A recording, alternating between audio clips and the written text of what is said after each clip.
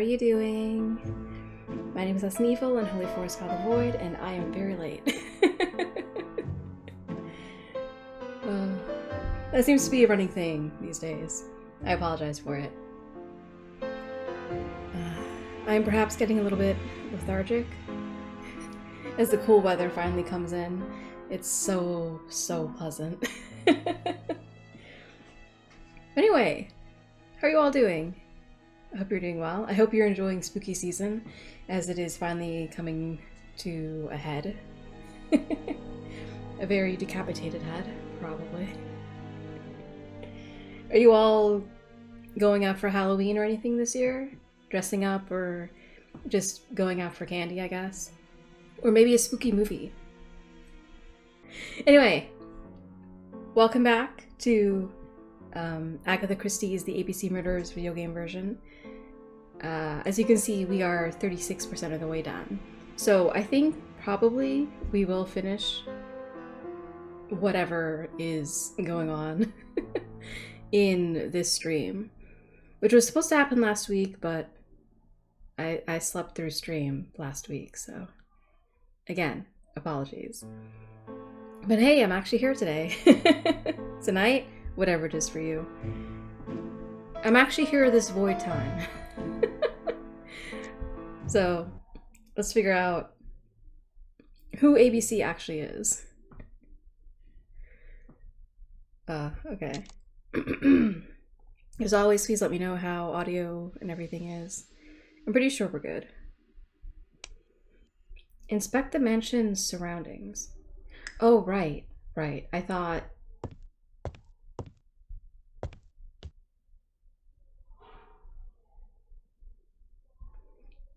This is not the last room I remember being in. Oh, we already checked all this. Nope, that's the pause button. Here we go. I'm so used to going over here in Adventurescape Mysteries. I don't know if we're going out through here or... I am not going to leave Comside now. I still have some things to do. Okay, so we want to check the surroundings, but that's still the exit door. So I think it's this here that lets us go outside.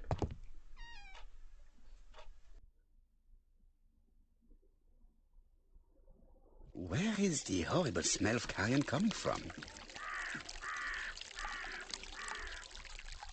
Okay. I definitely hear water. I don't know if you all do. You should. I'm pretty sure I have the settings well enough.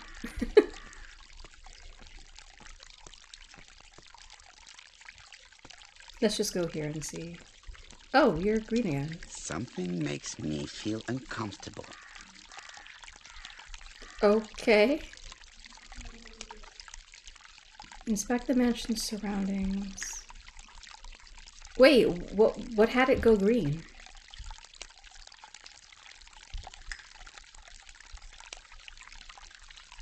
We don't have any new questions.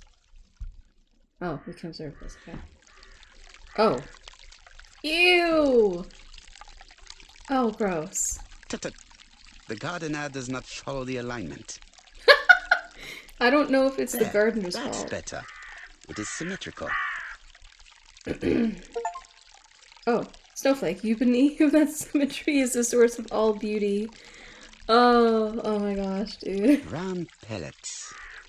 Does that mean that I didn't have to... Revolting. Brown pellets. Revolting. Oh, that must mean... Okay. But I wonder if that means that I didn't actually have to push this back in if I didn't click it again, which wasn't even intentional. Brown pellets. Revolting. Eh? Oh, I guess this whole thing is... There, that's better. It is symmetrical. Eh? Wait, why was that...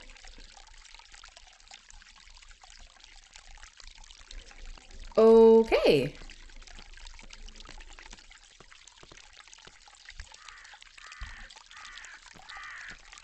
Why did I have to press it again in order to have it register that I did that?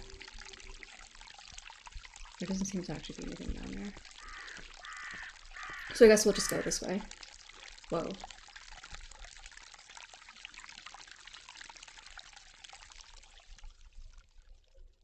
Why is this... Well, I guess it's just like a misty morning. Because I've seen that. I've seen like lakes. This fountain misty. makes a very relaxing sound. Okay. I've seen lakes and stuff where in the very early mornings, it's just a whole lot of mist coming off of them. Huh? Okay, that was really weird. I thought for a second the game closed or something. That was very odd. Oh, hello. This wisteria is in full bloom. Oh, nice. Oh, we scared off the bird.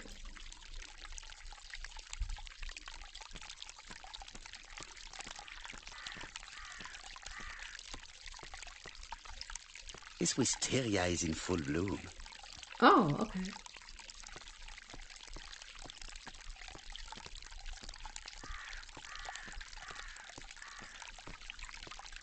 Huh. I was expecting that we would be able to comment on this, but apparently not. Oh. Why this one out of all of them? I would like to congratulate Clark's gardener. What symmetry.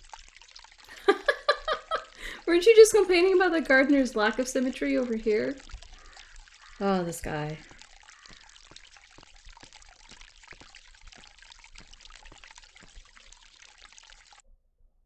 Okay. Ooh. Very nice. Is this a grave?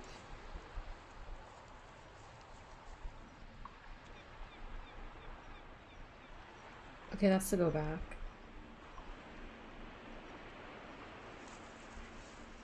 Is this where...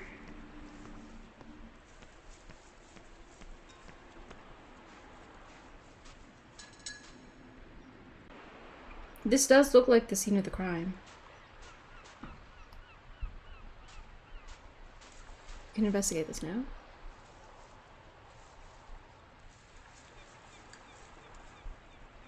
May you have peace, Carmichael.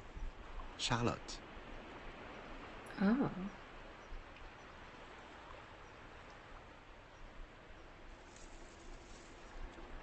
So it is his grave. Or at least, a marker for where he died. Oh. Again, it glows green, but it doesn't actually have an update.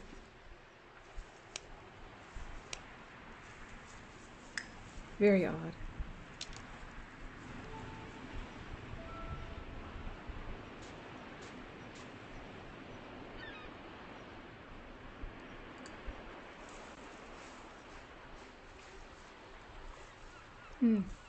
Okay, we can't go further.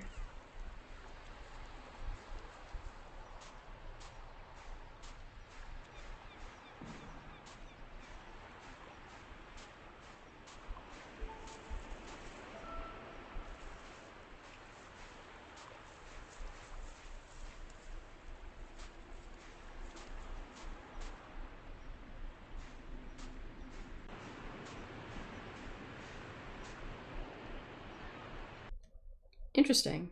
So effectively we just went there to see his grave. Clark's greenhouse. It must hold some rare plants. Interesting. So we can observe this, but we can't actually go to it.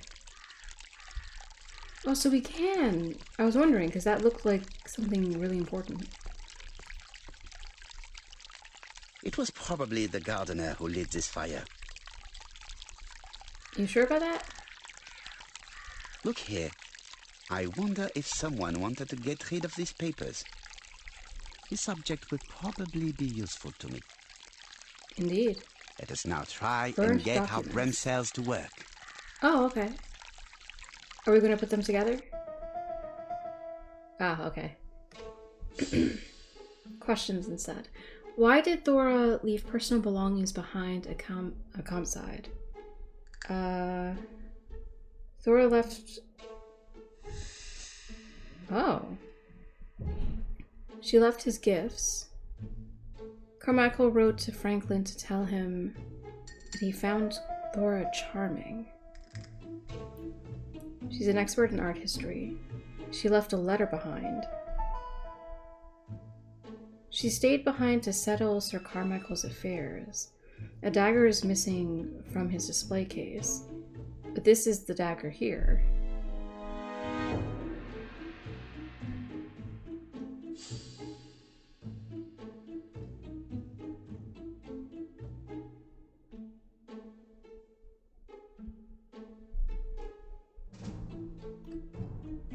Thor does not want to be accused of theft. Valid, considering, like, that's a pretty common thing. Everything that Thor Grey has left behind comes from Sir Carmichael's collection. He most probably gave them to her, but she chose to leave them here rather than run the risk of being accused of theft. It is understandable when you know just how much Lady Clark mistrusted her. Yeah, that too. Let us now try and get our brain cells to work. Okay. Is Thora a poisoner? It seems to have been ordered by the brother, I think it was. There was a poisoned rat at the scene of the crime. Oh, that's true. That kind of points at the gardener, doesn't it? She ordered rat poison. Lady Clark thinks that she tried to poison her, but Dr. Logan's letter stipulates that Lady Clark has only 1 year left to live. Lady Clark thinks that Thora Grey is manipulative.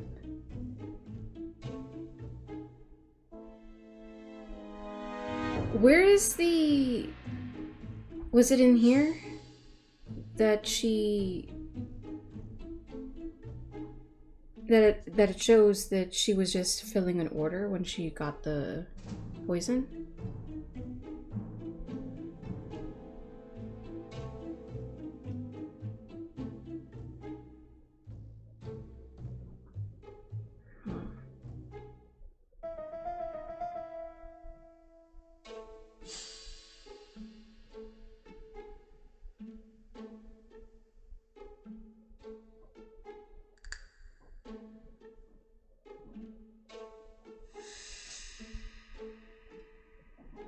This is a weird one. I'm not sure.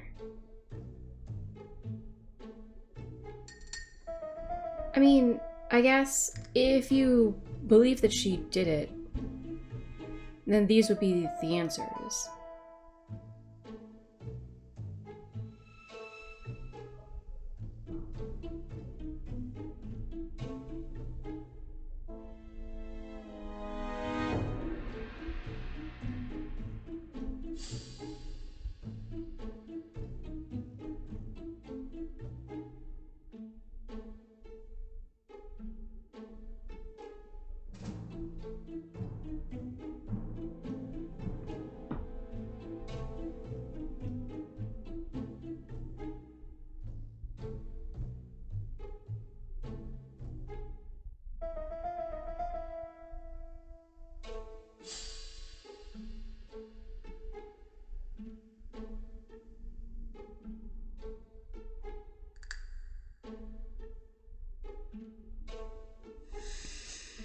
I do wonder though, because there was a poisoned rat at the scene of the crime, or at least in close proximity to it.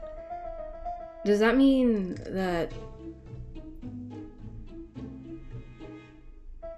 Carmichael might have actually been the one dealing with the poison? Because I'm pretty sure he, or his brother, I think, is the one who ordered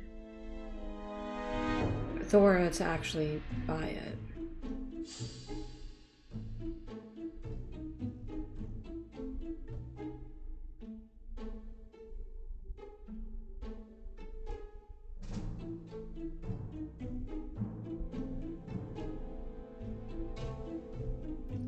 don't know.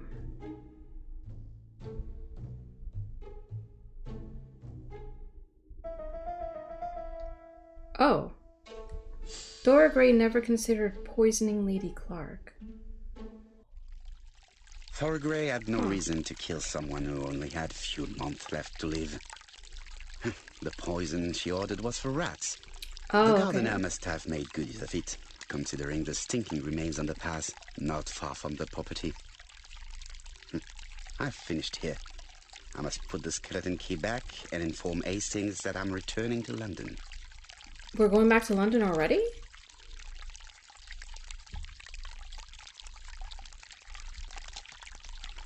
Oh. Telephone Hastings. Do we... If someone has tried to get rid of these documents, they may be important. Oh, we can't really do anything with them.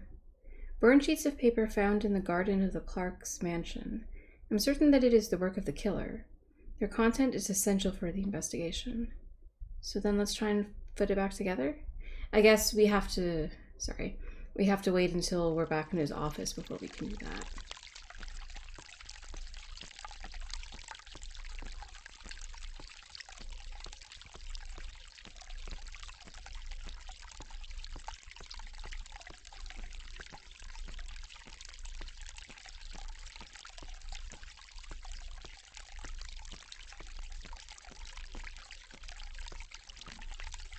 Oh. For some reason I thought he was just going to automatically go in. But that is not the case.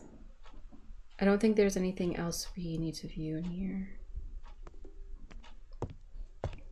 The phone is through here.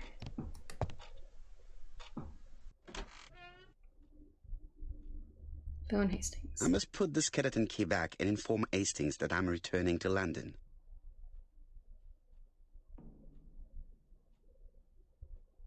What? I must put the skeleton key back and inform Oh, I Hastings guess we have that to I'm put the returning skeleton to key London. back first.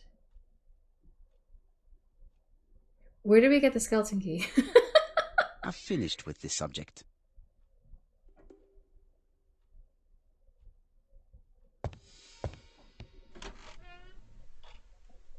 Oh.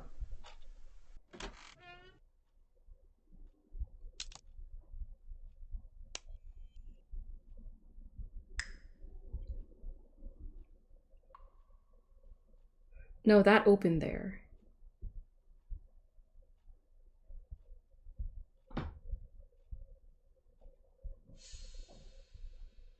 Ah.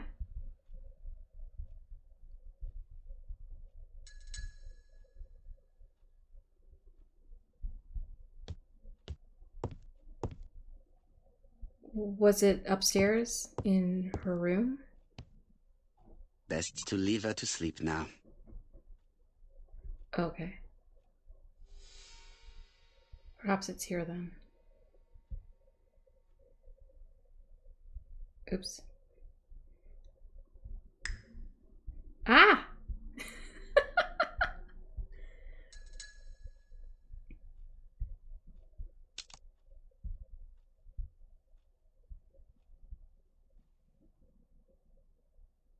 This skeleton key would be very useful for opening the locks I have not yet been able to open.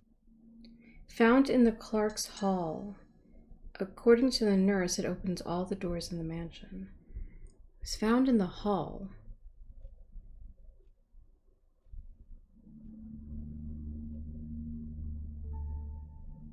Huh.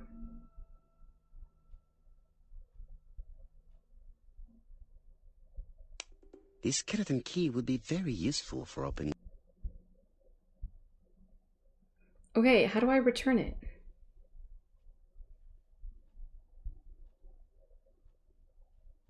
It lit up there. What?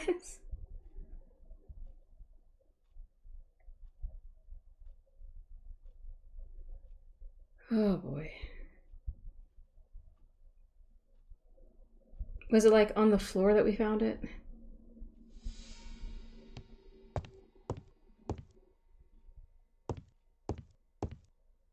Oh wait, no, it was in you, wasn't it? April 19...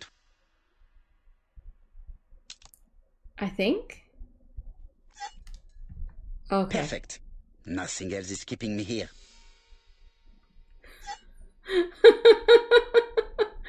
Okay, sure do. Oh, thank goodness I actually remembered. Oh, that was concerning. Oh, can I click it through him? Beautiful. Hello, Hastings. I have finished in Charleston. I will take the first train. Tell me, do you know how to restore writing on a burned document? Yes, you just have to soak a cloth with a hydrochloric acid solution and rub the sheet of paper. Then the characters appear. Bien. Really? You have been of great assistance, Hastings. Could you please order the solution as soon as possible? Of course, but what documents do you want to read? You will see, my friend. À ce soir. Huh.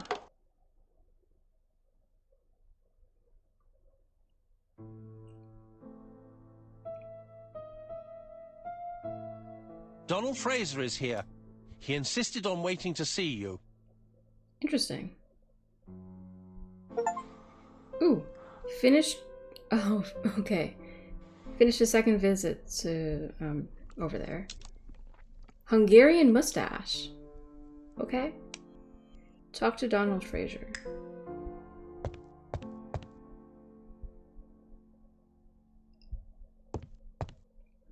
Oh, that was weird.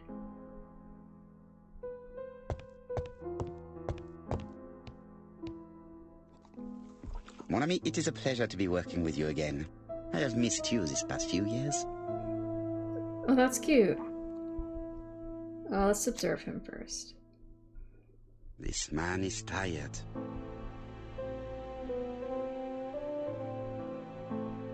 Unshaven. Don't move your head, dude. I'm trying to see your dark circles. Oh, he's drinking again. That's great. Crumpled clothes. Donald is short of sleep, and it looks as if he didn't even bother to undress before going to bed.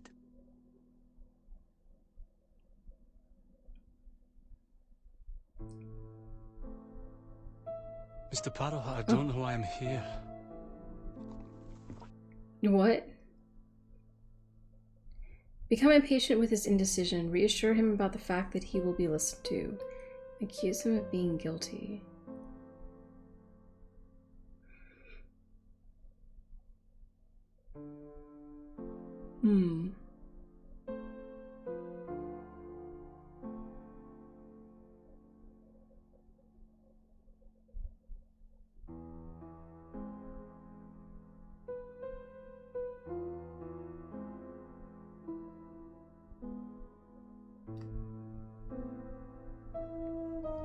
I don't know. We'll go with this. You wanted to talk, and you came to find the only man capable of hearing you. Mr. Parrow, since Betty's death, I've doubts about myself. I don't know what to do. And I keep having a horrible dream 3 nights in a row. Encourage him to continue. Because we may not be a psychiatrist, but this might be Have a helpful. drink, and tell me about this dream. Reassured. Interesting. It's always the same. I'm on the beach with Betty. I grab her round the throat, and I squeeze, and squeeze until she's dead. Her head falls back, and I see that it's no longer Betty. It's Megan's face. Oh. Have you seen Megan Barnard recently? Yes, our grief has brought us together. I never really knew her before. She's really quite a remarkable girl. But I would never tell her about my dream. Why not? Is it her you are attacking in your dream? No, it's Betty. And once Betty is dead, it's Megan's face that appears in its place. Very interesting. Mm-hmm. Let us now try and get our brain cells to work. Interpret Donald's dream.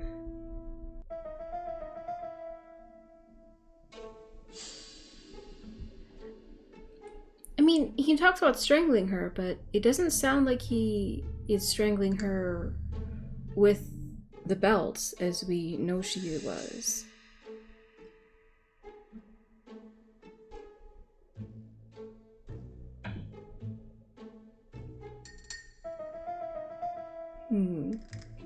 The two murders were premeditated and were carried out by the same murderer. Donald was very much in love with Betty. Donald was a violent man. Donald does not kill Megan in his dream. Donald is tired. Donald feels guilty about killing Betty. Donald really likes Megan.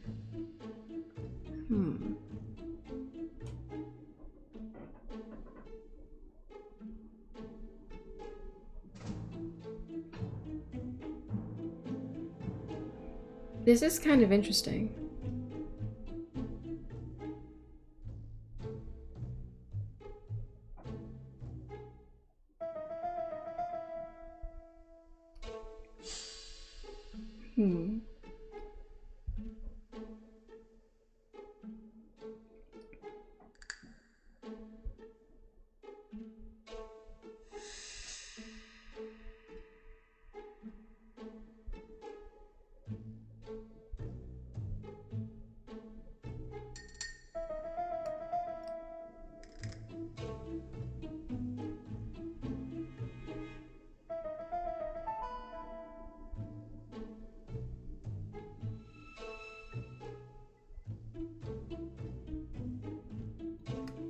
There we go.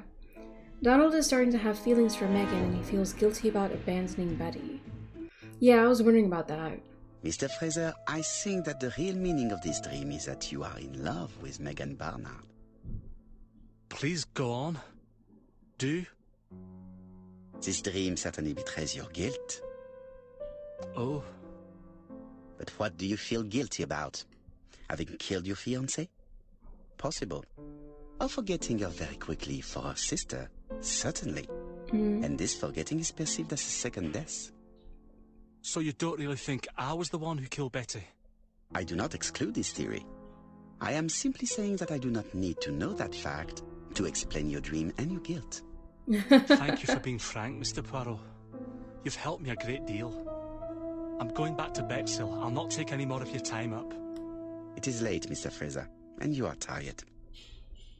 I'll sleep on the train. I like trains. It's easy to sleep rocked by the sound of the wheels. Yeah. It's like falling asleep in Poor the boy, car. he seems completely lost. Well, women seem to like him.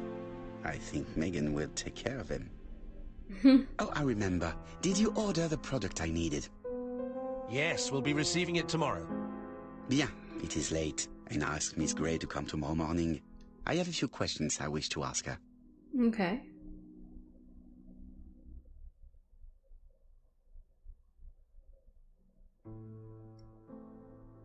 Mademoiselle, I asked you here in order to answer a very important question. Okay.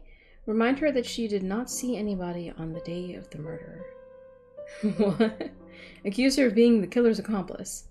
Accuse her of having lied.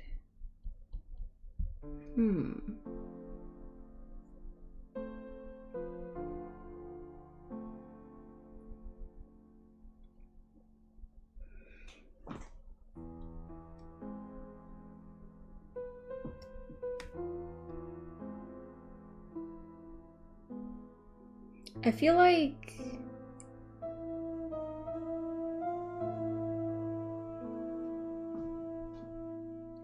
because I'm pretty sure this is referring to when we were talking to Old Lady Clark. She said that there had been someone, I think in the morning or something. But Thora here said that there hadn't been anyone when we interviewed her.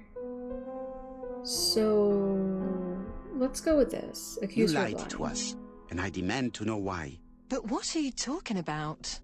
Yet, Lady Clark maintained that she saw you talking to a stranger on the front Right, doorstep. yeah, that. Really? She must have been mistaken. Oh, I remember now. I'd forgotten all about it, but it wasn't important. It was just a salesman. One of those traders who sell stockings from door to door. We did see a pair of Can you stockings. describe him to me? Medium size. Glasses. Dark suit and a felt hat. Not the sort of man you notice. Completely harmless. That's why I forgot all about him. Interesting. Nothing else? He was very hesitant and shy. Usually door-to-door salesmen are very confident. But he wasn't. Indicate that she lied about leaving Churston. Point out that her departure is suspicious. Ask whether she resigned out of her own free will. I'm curious about this. I want to know if she was actually fired or whatever. You did not leave Churston willingly, I believe. I don't wish to lie. Lady Clark did not appreciate my presence. And Franklin cannot go against the wishes of a sick lady. He is a good man, and he worries a great deal about his sister-in-law. I noticed that you left some personal belongings behind at Churston.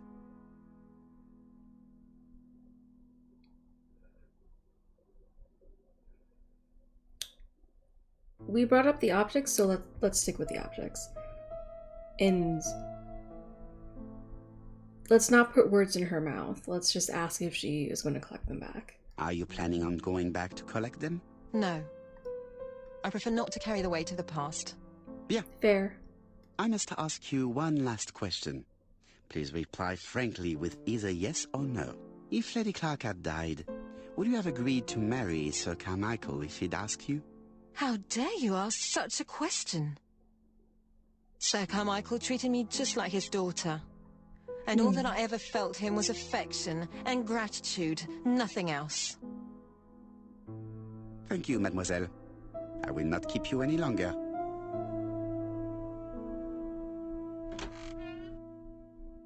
I met Thora Grey on the stairs. Her cheeks were ablaze, and she appeared to be deeply hurt. Poirot, have you offended the poor girl again? Do you have good reasons for accusing her? I accuse her of nothing, Hastings. I simply asked her an important question she did not answer. Let us see if we can answer it for her. Let us now try and get our brain cells to work.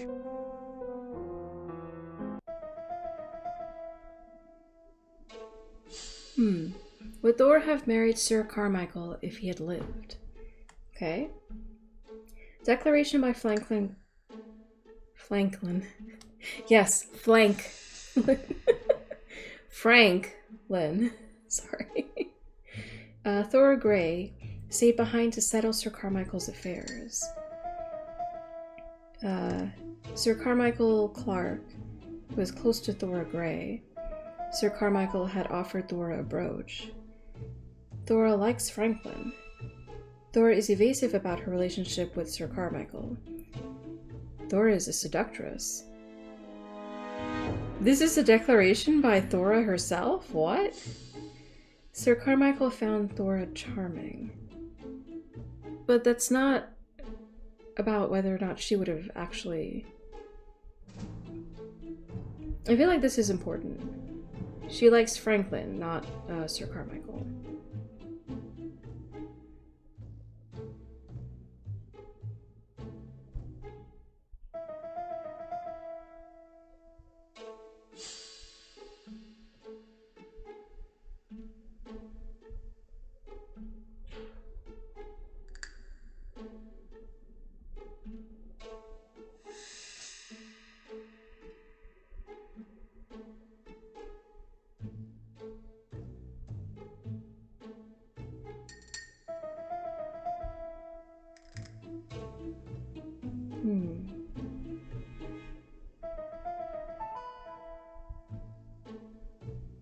I don't think this is really...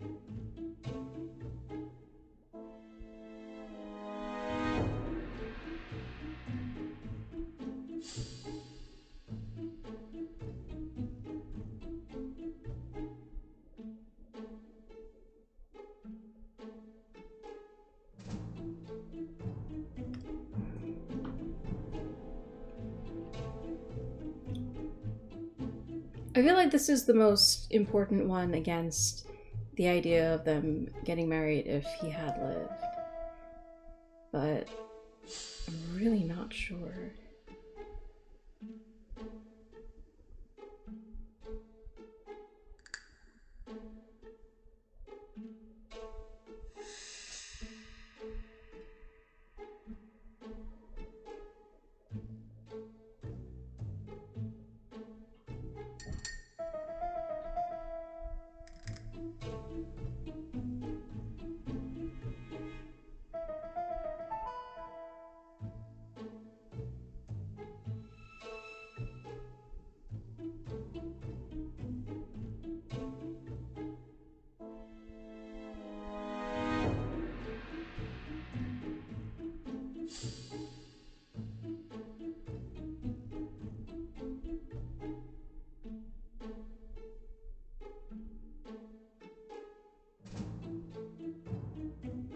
Although I suppose I could be wrong.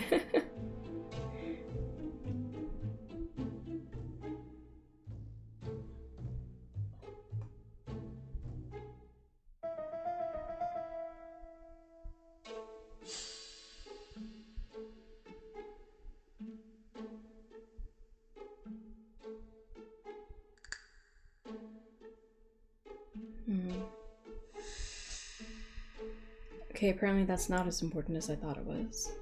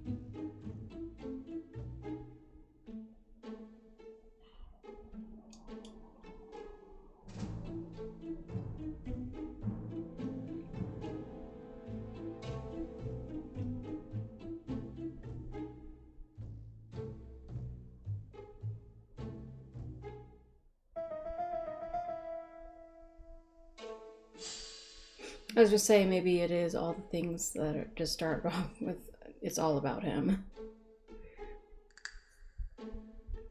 But that doesn't feel right, because it's a question of whether or not she would marry him. And again, this seems like it's very important.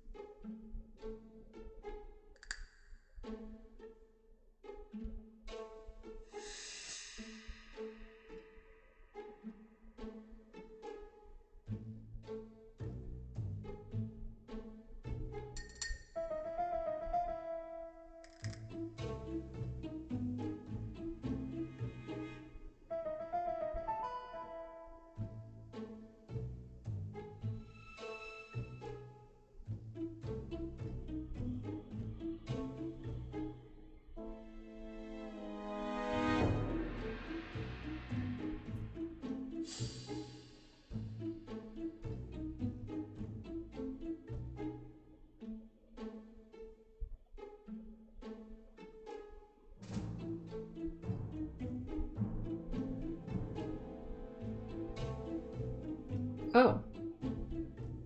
Thora wanted to be married and certainly would have succeeded in doing so. You must know how to read between the lines, Hastings.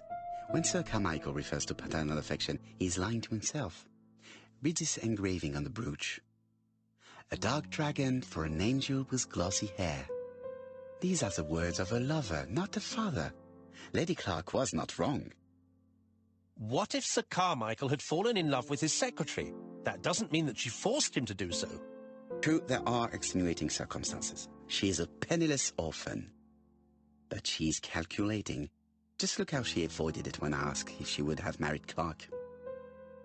I see. You think she seduced Sir Carmichael for her own gain, and that now she is doing the same with his brother. Poirot, your world is a very dark place. Do not get carried away, mon ami. We have another more important matter to settle. Really? Yes, would you believe that Miss Grey taught me something new? Let us now try and get our brain cells to work. You've tamed the Nordic firestorm. What? Wow, okay. But also, I agree with Hastings. Is there another common point between the murders? No objects of value for sale in the shop. Miss Asher's personal effects. A stocking box and an account book. The murderer is a seducer.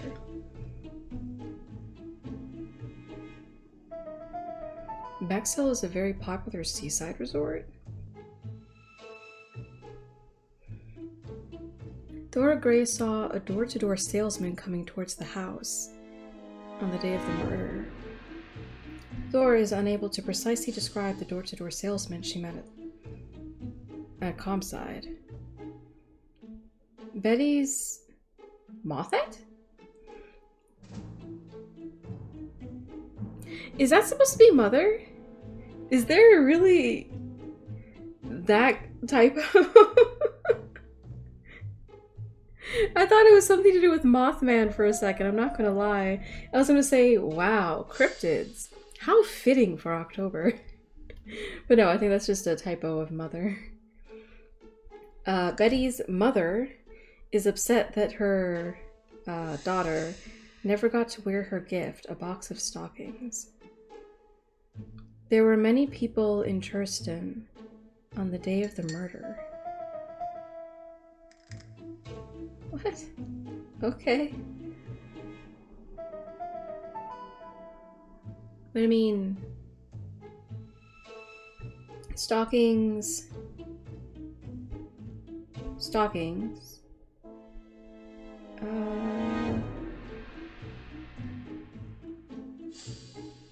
Door-to-door salesman. I think, yeah, before each murder, the victim or someone close to them were in a situation where they could buy stockings. It's perfectly clear, Hastings, perfectly clear. Indeed, a stocking seller visited Andover, Bexhill, and Churston on the day of each murder. We have our suspect. This should be of interest to Jop. Thor's hammer? I won Thor's hammer, all. New objective, telephone Jap. Okay. Oh, what's all this?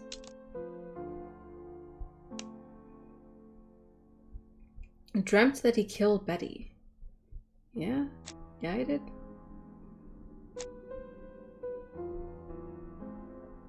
After investigation, nobody appeared to have any interest in killing her. Oh, oops. I didn't know that that actually exited.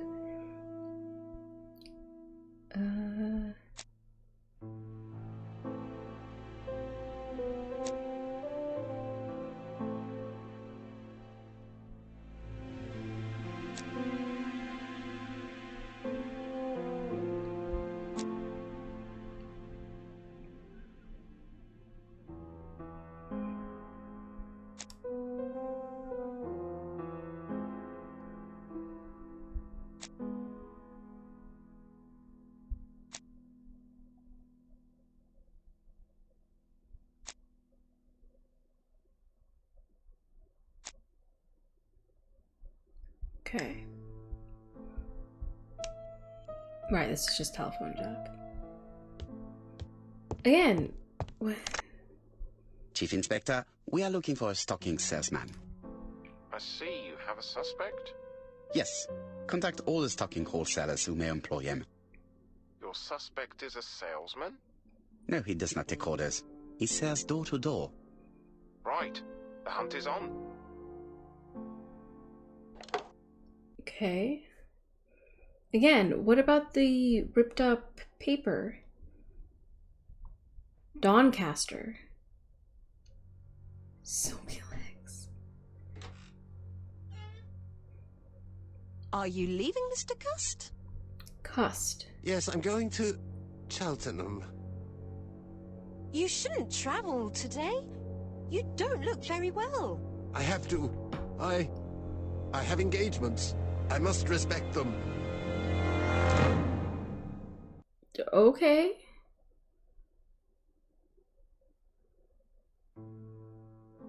Can you get the post, Hastings? And why don't you go and get it yourself? Très bien. Oh, What's right, going right. on? We were waiting until the I've next never day known to get Hastings to be so the disagreeable.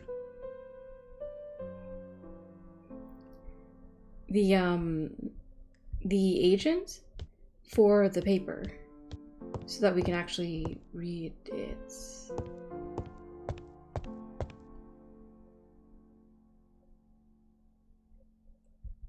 Oh. Oh, and we got letter D. Poor Mr. Poirot. I'm quite sorry for you. If at first you don't succeed, try again. We've a long way to go still.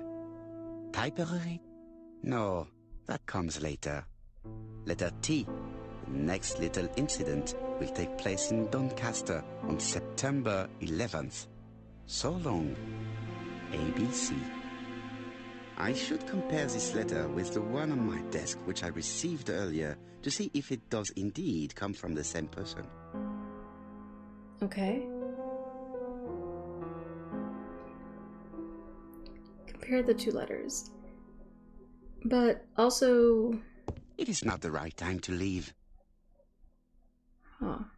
It is not the right time. Oh, okay. Sure. I think we have to go to his desk to do this, though.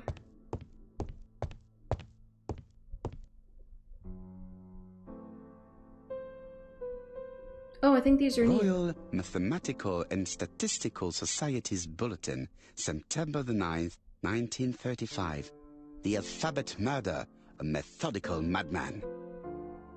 It's highly probable that the alphabet murderer will kill again. Could we possibly estimate the number of victims in his next crime? Yes, and it is easy. As soon as we know the ratio of towns, cities and villages whose names begin with a D and the ratio of English people whose names are spelled the same. On the one hand, the ratio of towns, cities and villages in England with a name starting with D, and on the other hand, the ratio of English people with a name also starting with D.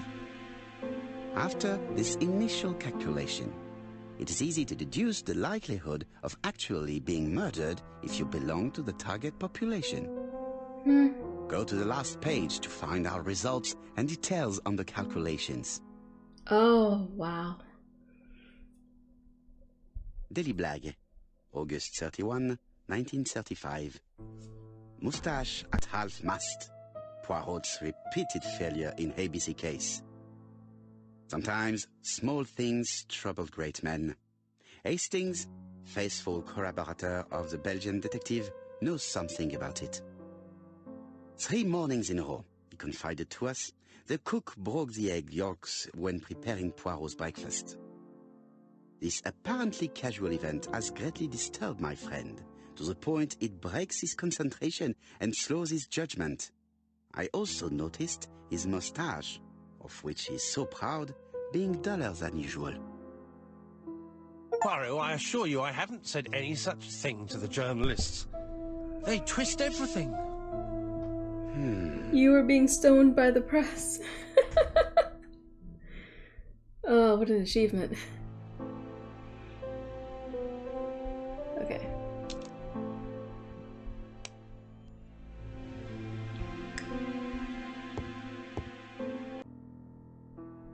Okay.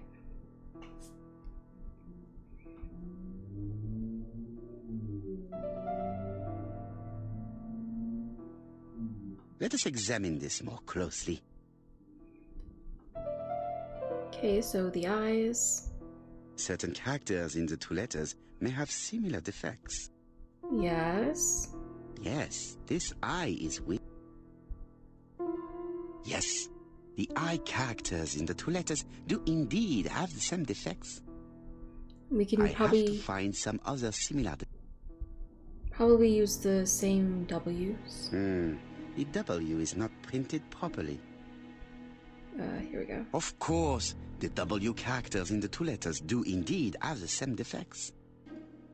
I have to find some other similar defects to confirm my theory. And probably the A, right?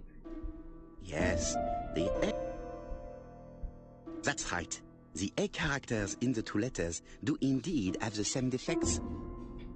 My theory was right. These two letters were written with the same typewriter. Hastings, strikes tomorrow. Oh, gold paper Chief knife. Inspector Japp? He's on another line. Can I take a message? Yes, please, mademoiselle. It is from Hercule Poirot. Tell him ABC strikes tomorrow in Doncaster. He must call me back. Very well, sir. Bien, now I'm going to see what I can find from these burnt documents. Oh, finally. I've received the product I need. Hastings, if you do not mind, I would like you to take a few notes. Yes, yes.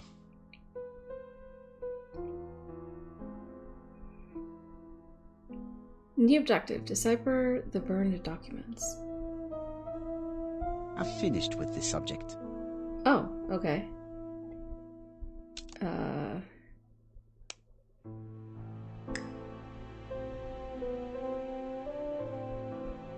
If someone has tried to get rid of these documents,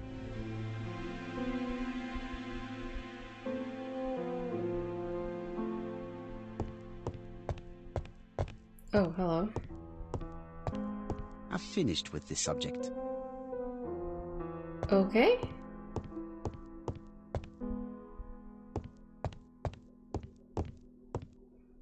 That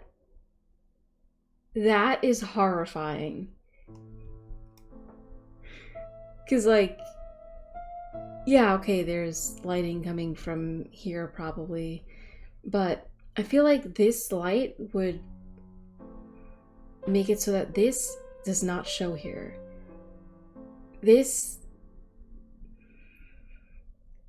Their flat is haunted, man. So, how are you getting on? I'm ready to take notes. Okay.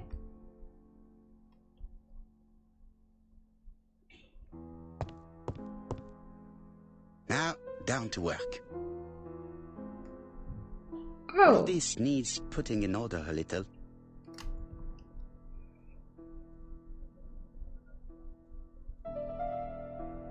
Okay.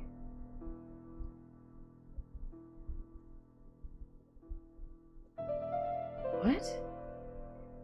Oh, what?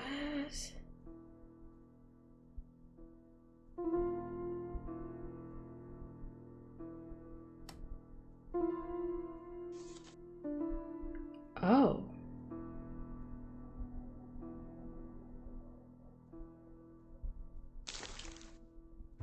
What? Wait, so is that right? This piece should be placed here.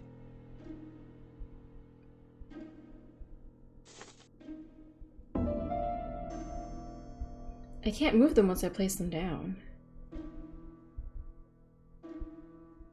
This page is finished. Oh. That's done. 3 more to go. How do we separate them like this? This piece should be placed here.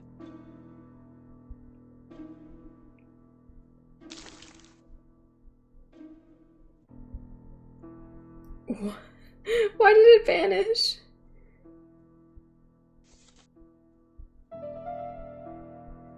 I think that this is right. This page is finished.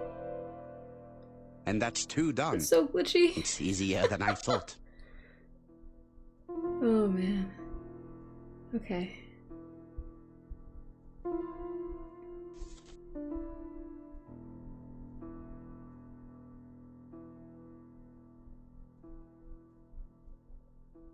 This Oh, page okay. will be reconstructed in a...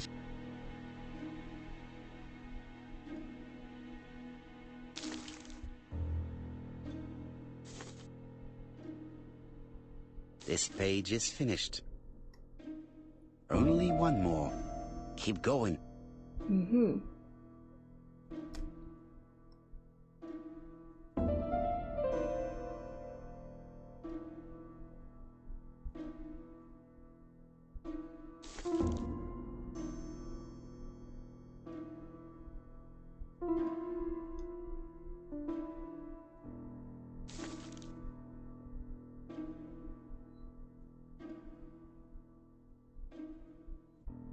This does not look too difficult.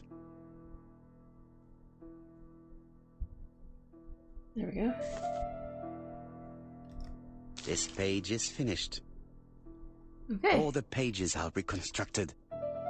Great. Whoa. What do we do? Tape them together? What the heck? Oh, okay. Wait, no, I think we... A bottle of solvent. Right. I'm trying to grab it, but it's not... Oh, there we go.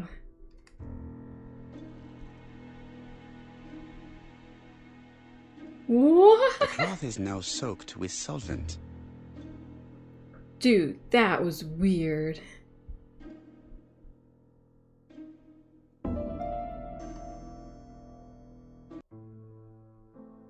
Got it! Make a note, Hastings, make a note. Mrs. Alice Asher, shop owner in Andover. Tracheitis, hemoptysis, prescribed laudanum. I got it. Look. Poirot, where on earth did you find these files? On a fire at the bottom of the garden at campsite. All right, but where did the person who burned them find them?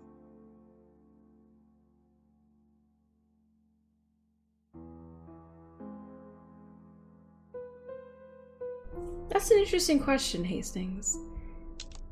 Okay, so... I think this means we can... Poor Oh. Mr. Poirot. I'm quite... Not that one. Okay. Read the reconstructed documents. Oh, they're here. Okay. How do we... Alice Asher, shopkeeper in Andover. Tracheitis, hemoptysis, chronic cough with loss of blood. Prescribed laudanum-based cough medicine. Betty Barnard, waitress in Bexhill.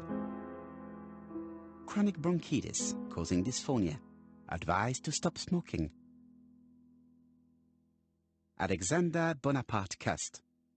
While wounded, mustard gas and head trauma. Pulmonary emphysema. Hemoptysis. Coughing fits with blood. Suffers from absences and amnesia. Isn't that the name of the dude? Dick Dudley Dunbar, owner of the Black Swan Hotel in Doncaster. Asthmatic, heart disease, heart condition. Let us now try and get our brain cells to work. Where do the burned documents come from?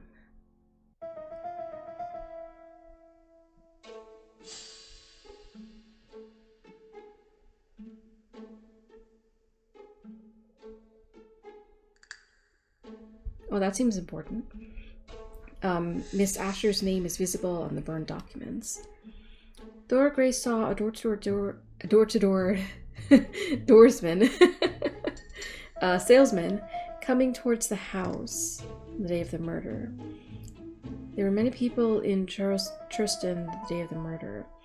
Sir Carmichael Clark's medical records have been consulted recently. I feel like that's important. Because remember, Carmichael was the doctor who seemed to specialize in throat or something problems, which all the victims so far have been have either had or been somehow related to. And then all the victims suffered from throat. Right, exactly. The documents came from Dr. Clark's patient records. So the killer is actually The one burned of the documents patients. are medical records, and without a doubt, they come from Clark's archives.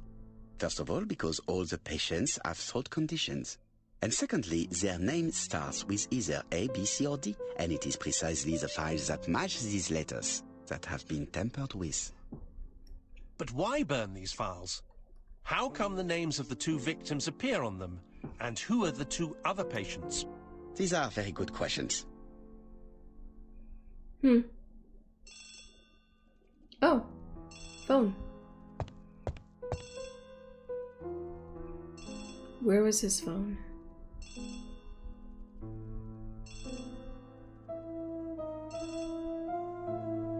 Sorry, I just wanted to real quick see if there's anything else checkable. Here we go. I've finished with this subject. What? How? There you go. Hello, Poirot? Any news, Chief Inspector? You wanted a stocking seller? We have one. Reported by his landlady who thought he was behaving suspiciously. He has the most unbelievable name. Ask his name.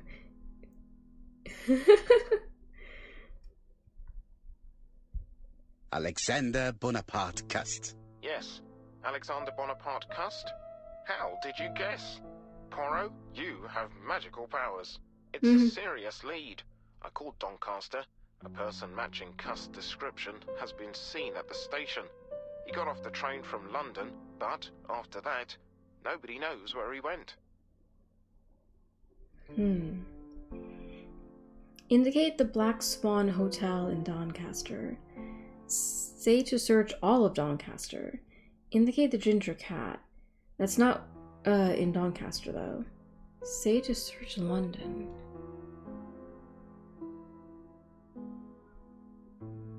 We have heard of this, haven't we?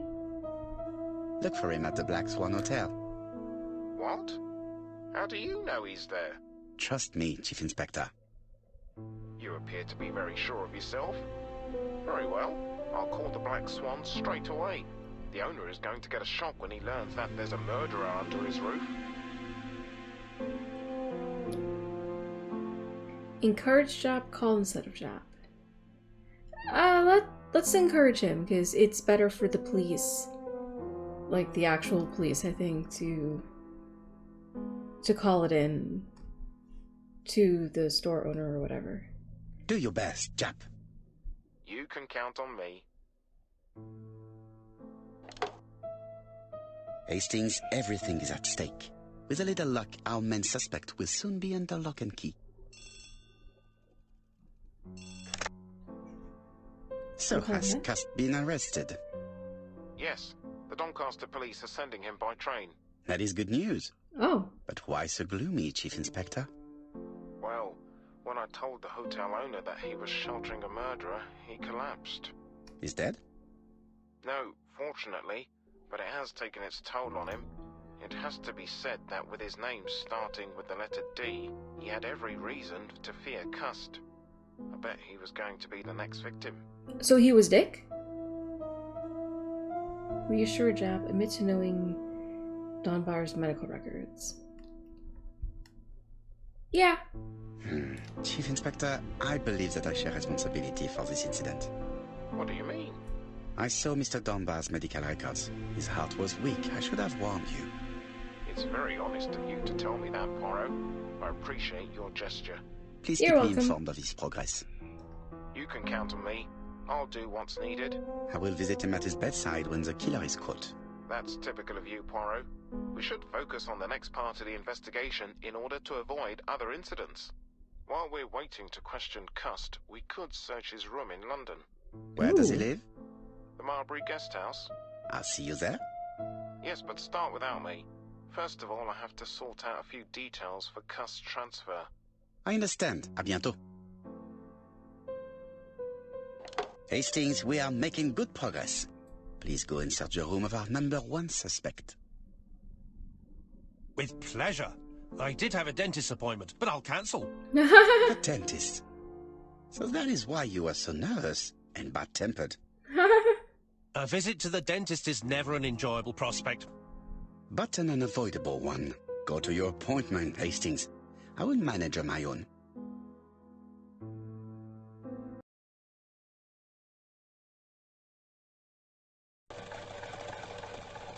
To Marbury Guest House, please. Okay.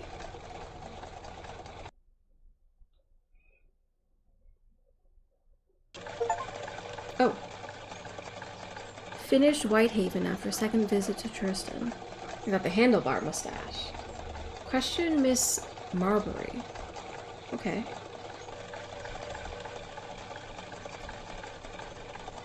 Huh.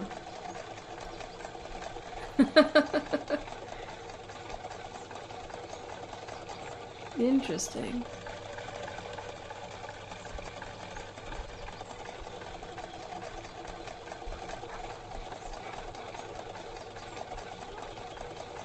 Is that a cat?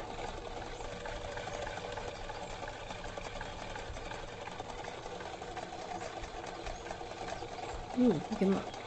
I've been going past this modest guest house for so long. I would never have thought that the ABC case would lead me here. Yeah, strange coincidences. Marbury. There is a very pretty village by this name, in Cheshire. Oh, that's interesting.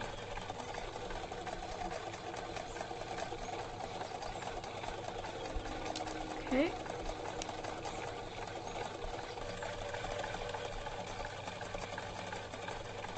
Interesting. The owner of the Black Swan Hotel. He's on the killer's list. He has a heart condition. He's listed as a victim, but he hasn't actually been attacked yet. Let's just go in here.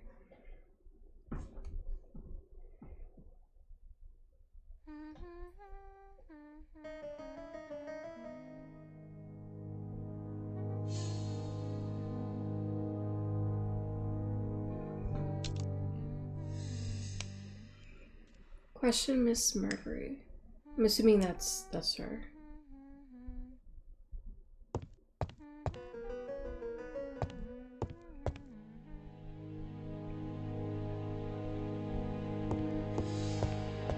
It is a very beautiful piano. Maybe Mrs. Marbury likes to play in her free time.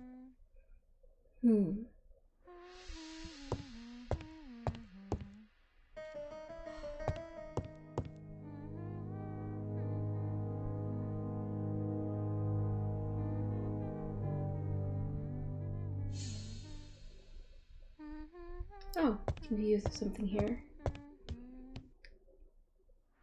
It looks like Kitty! I found the real master of this house. Indeed. Cutie!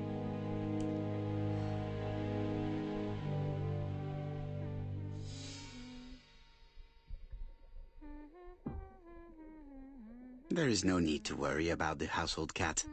I'm sure that Mrs. Marbury lets it do what it pleases.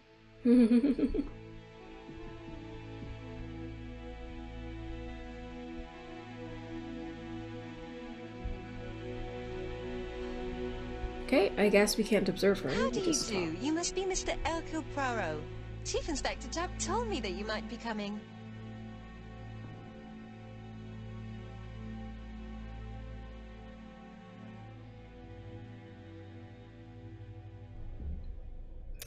Why would you get annoyed at seeing her peel potatoes? Tell her that she is of great help? These are very different. Well, I would not do this, so... Madame, you may be of valuable help to me. It would be my pleasure to help you. Well, Oh, there'll be she's some cute. journalists there as well. I think you might even be interviewed. You are key witness. I've suspected him for some time, but he appeared so harmless. Oh yes, sometimes he got angry and waved his arms about. But even then, he wasn't frightening. And he was as gentle as a lamb again immediately afterwards. It was only this morning that I understood. He told me he was going to Cheltenham, but my daughter saw him at Euston Station. It's not the right station. To get to Cheltenham, you have to take the train from Paddington. And what's more, Mr. Cuss left behind an ABC with Doncaster underlined. As you can imagine, when I saw that, I called Scotland Yard. Oh, wow. Congratulate her for her observation. Or ask her how she knew about the ABC. I mean, most likely from the newspaper articles, right? But Well this done. might keep her talking. You were right. He did go to Doncaster. So I was right to warn the police. Tell me, did you have any other reason to suspect Mr. Cust? Well, he's odd. Sometimes he coughs really loudly and complains that his throat is burning, and sometimes he talks to himself and stares into space. He told me that it was because of a wound he got in the war. His head hasn't been quite right since, he said. And then he was in Churston when that millionaire got murdered. I found his train ticket when I washed his coat. He didn't want me to wash his shirt. He washed it himself. But I did see big brown stains on it.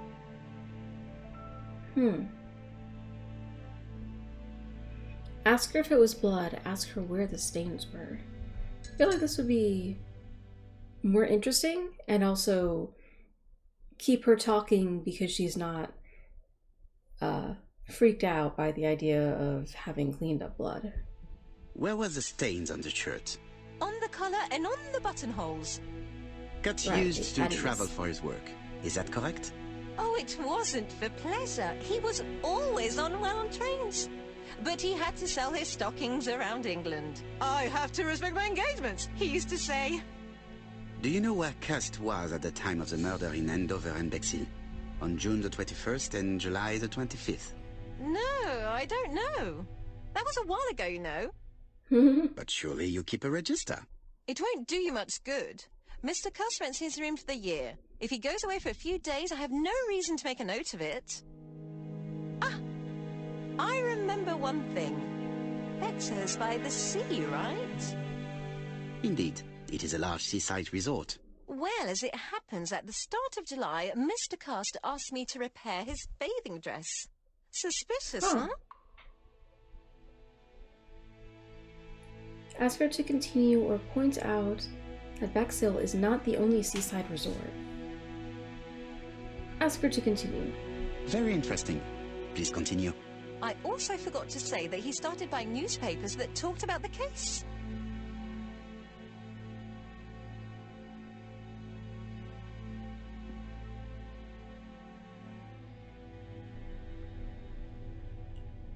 This kind of feels important because it'll tell us if he only started buying it to see what people are saying about the ABC murders. When did he start buying the newspapers? Let's see. I think it was just after the millionaire's murder in Churchton. He didn't seem all that interested before that. That will be all for now. I'm going to take a look at his room. Take the key on the counter.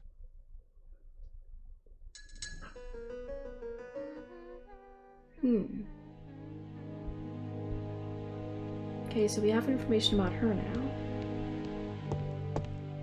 There's a private room there. Oh. Now we can... Okay. Also, plus 12 ego This points. woman appears to be in a good mood. She's smiling.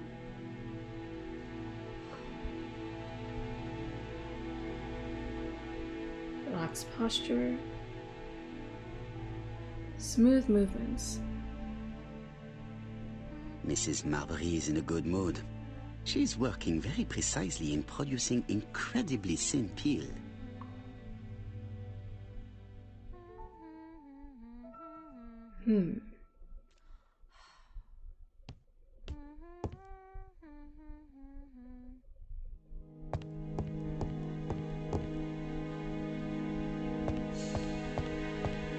It is a very beautiful piano. Maybe Mrs. Marbury likes to play in her free time. Okay.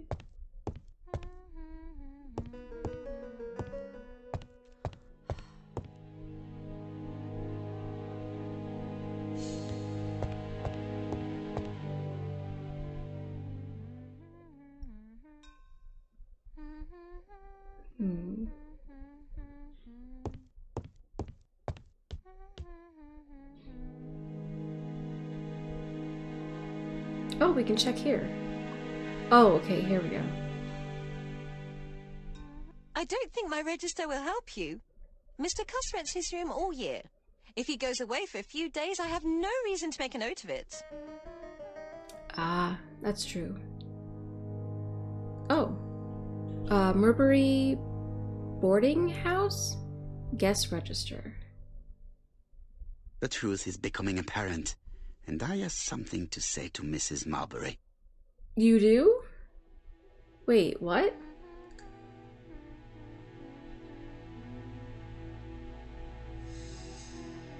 Wait, I thought... I have something to say to Mrs. Marbury.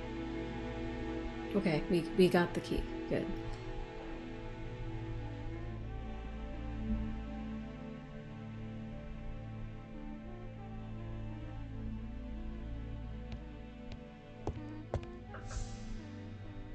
Okay.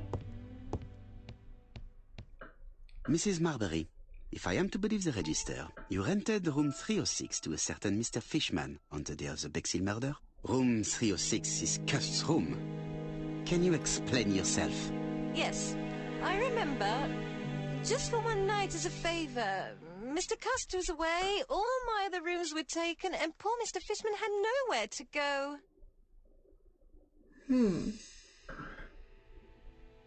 Indicate that it is legal? Huh. Or be understanding.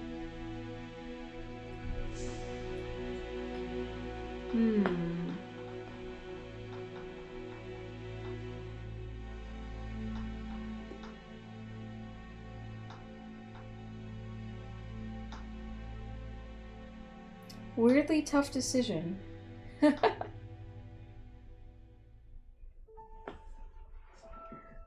So far, she's been very, very cooperative because we're, I guess, handling her gently.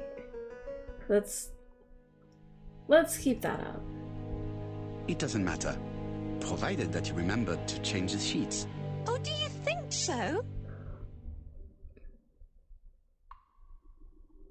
And now she's worried. Interesting. Well, either way.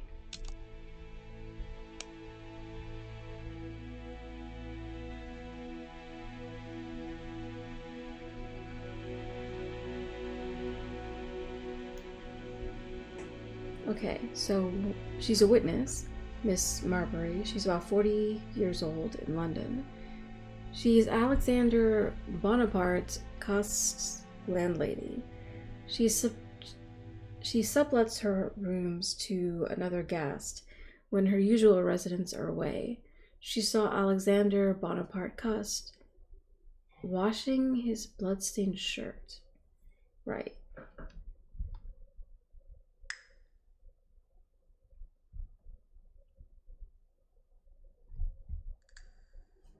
This key bears the number 306. Okay. The key for 306.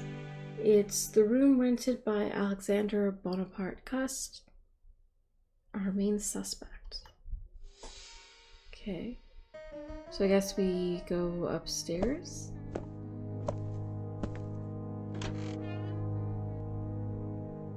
Oh. Search Cust's room.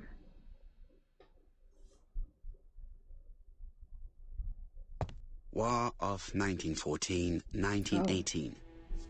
By the King's order, the name of Corporal A.B. Cust, Devonshire Regiment, was published on the London Gazette on May the 10th, 1918, as mentioned in a dispatch for gallant and distinguished service. An army dispatch, wounded on the Somme front, victim of a gas attack. Corporal Cust greatly deserves his distinction.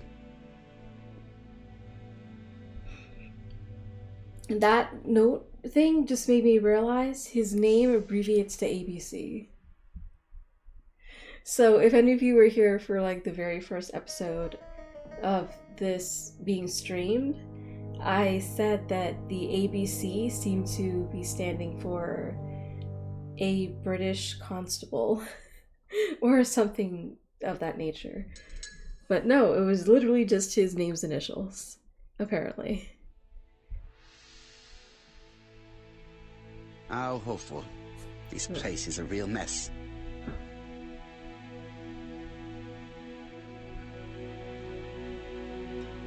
Stuff, scruffy coat.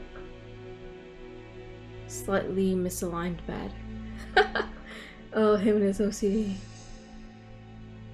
Crotchery in a mess. Crockery, not crotchety. At least we can say that Mr. Cust is not very concerned about order and balance. Ooh, we can check our reflection, I think.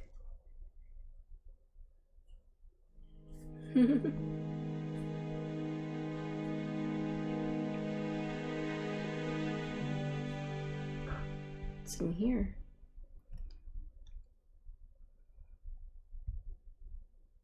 Trousers, white shirts.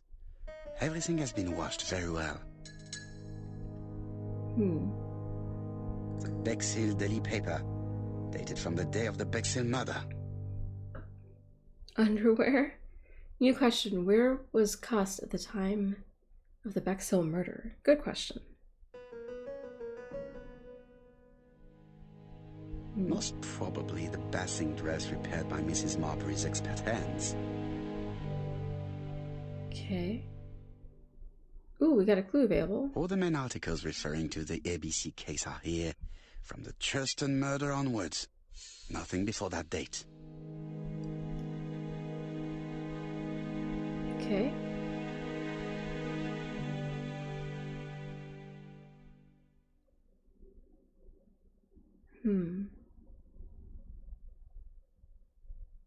So we got there, got that.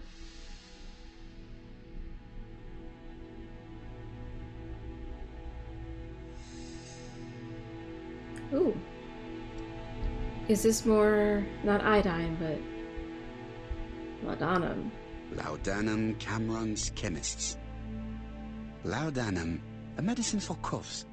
It is what Dr. Clark prescribed for Mrs. Asher. This subject would probably be useful to me.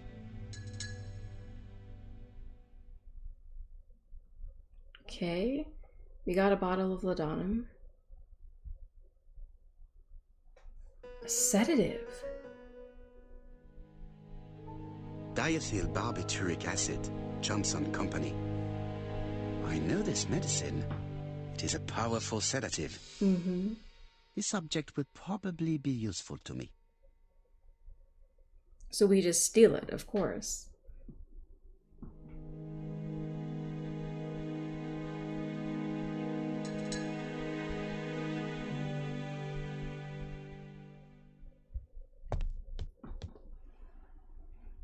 Oh, geez.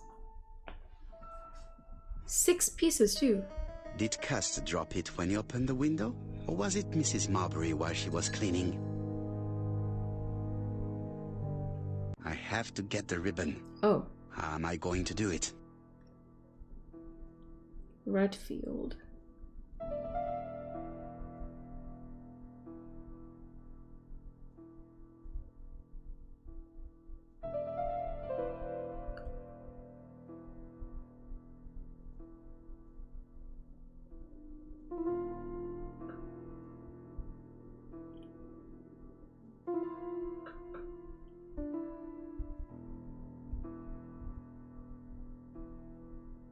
Oh. The right-hand heel has been removed.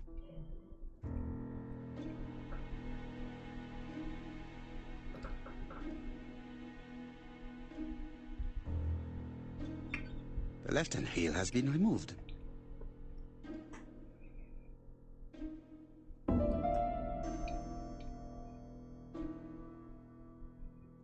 Something is blocking the ribbon. Something is blocking the ribbon.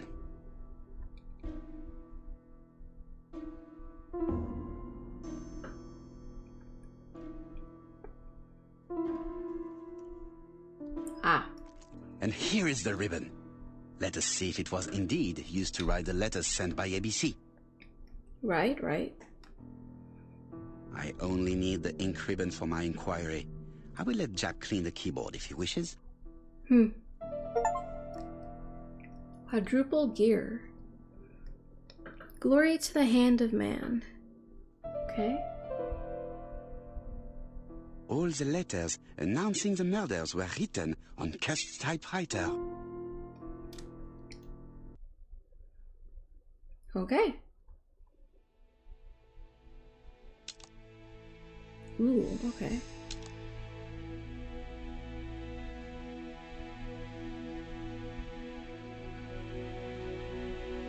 Let's look at this. John Milligan, Managing Director, Silky Legs, Frederick Street, Leicester. To A.B. Cust, Marbury's Guest House, 1935, May the 21st. Dear Sir, further to our letters dated 5th and 10th of the month, we confirm we are you as door-to-door salesman, according to the conditions stated in our previous letters. We will send you the articles by mail and also a Redfield typewriter you will be using for every business letter. Regarding the schedule of your rounds, please do as following. June 21, Andover. Arrive by train the 20th in the evening and get a room at Station Hotel. Start your turn in the north part of the town. This letter establishes that Cust went to Andover, but the ink has hidden the destinations of his other trips.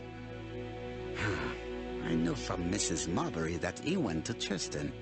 I just have to show that he went to Bexhill, and I will have proved that he was present at all the crime scenes. Very interesting. Here's the It's ABC. an ABC. A knife. Always lovely to have.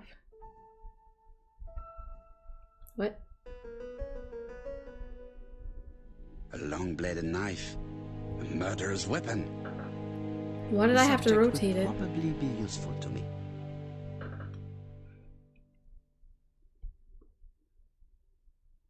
Oh, just took the knife. Great. Cust is parsimonious. He keeps his pencils and sharpens them until there is nothing left. It is clear that he did not grow up in luxury.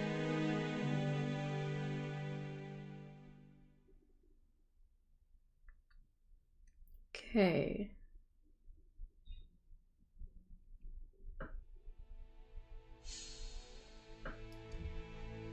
Books, very nice. ABC guys, enough to sign about a dozen murders. Oh, it's true. I was wondering, because, like, it's not like those guys would be cheap. I'm glad that they addressed it. It's closed. Oh, right. So where's...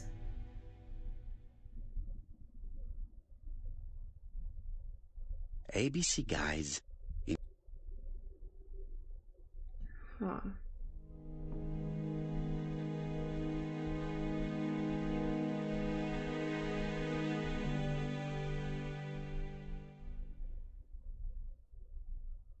It's closed.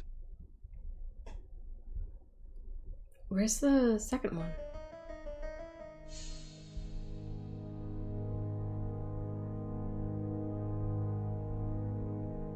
ABC guys. Enough to sign about a dozen.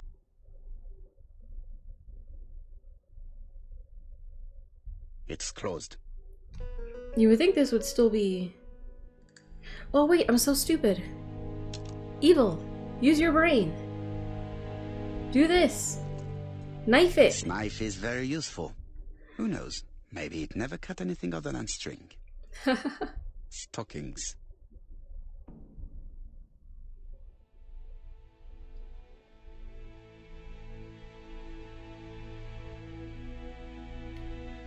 Okay.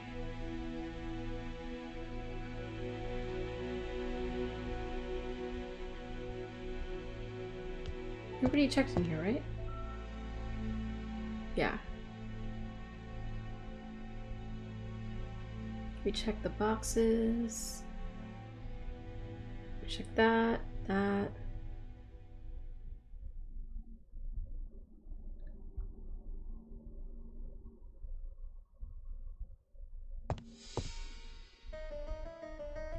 The least we can say that Mr. Cust is not very concerned about order and balance.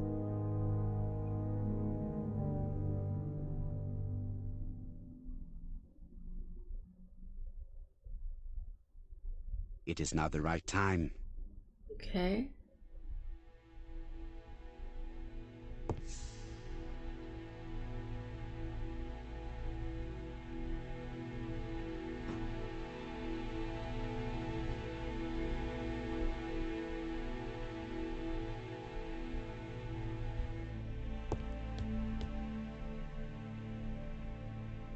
I like that the knife is still here.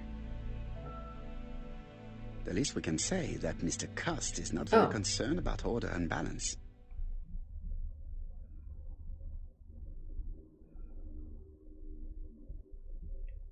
Okay, I can't get him to come here.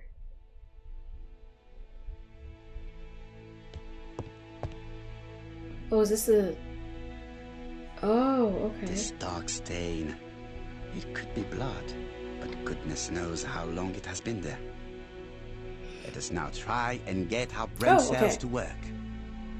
Where was Cust when the murder took place in Bexhill? Okay.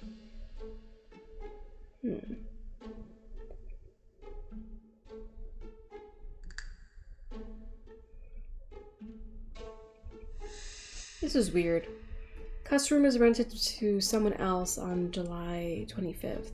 I think that means that he wasn't there during the murder. Key to his room. The Bexhill local paper dating from the day of Betty's murder was found in Cust's room. Bathing dress seen in Cust's room.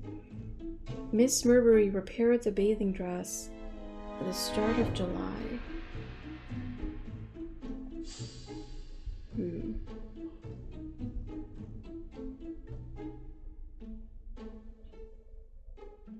Okay. So Cust was probably in Bexhill on the day of the murder. The register shows that Cust did not sleep at the guest house on the day of the murder. Where was he? Bexhill.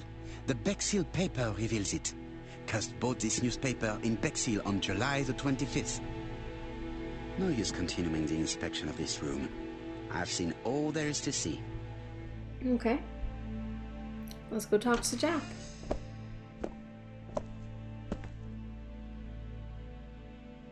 Goodbye, Mrs. Marbury. Thank you for your help. Bye. Wow, okay. Ah, Chief Inspector. I was about to leave. Good evening, Chief Inspector. Welcome. Please excuse me, I must go to the kitchen. I'll leave the key of Mr. Cust on the counter. Okay. I'm sorry She's so I'm trusting. late. I've spent ages with the Doncaster police. And you? I have established one fact. On 3 occasions, Cust was at the scene on the day of the crimes. Okay.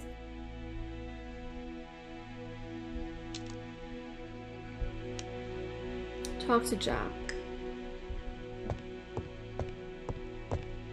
Hello?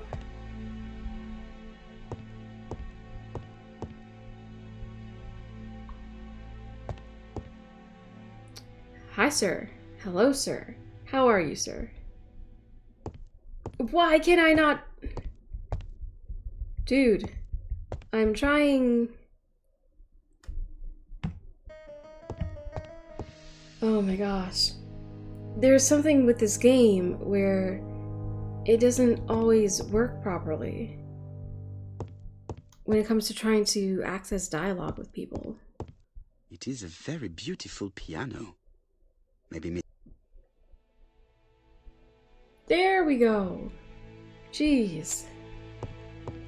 I had best talk to Jab. Oh, what? We can't... Wow. I've Then why listened offer closely it? to what you have to say, Poirot. For me, there's no doubt Cust is guilty. Do you have any element that might prove the contrary? That is what we're going to look for. Let us now try and get our brain cells to work. That was it? Wow, okay. Whoa. Was it possible for Cust to have killed the 3 victims? Dude, he literally... He suffers from He suffers from Hemoptytus? I don't know how to pronounce that. I'm sorry. Hemoptis. Sis. He brings up blood when he coughs. He had blood on him, but as this points out, that could just be from his condition. He has ABC guides at home. He lied about his destination.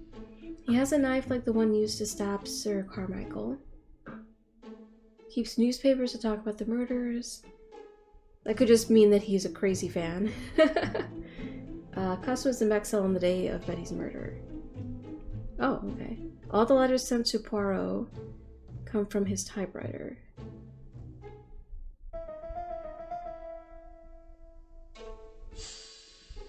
Sorry. Cust was in Churston on the day of Sir Clark's murder. I feel like a lot of these would be pretty viable evidence or proof.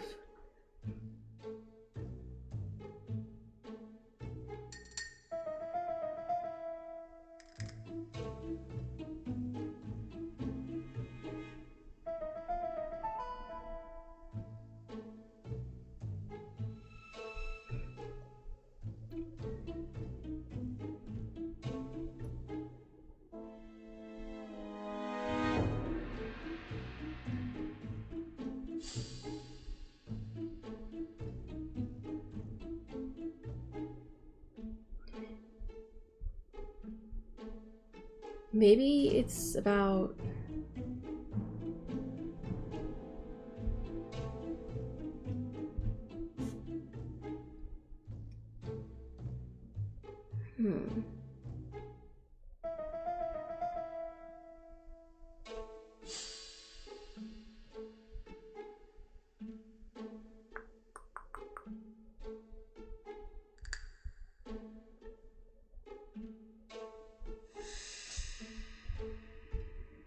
There we go.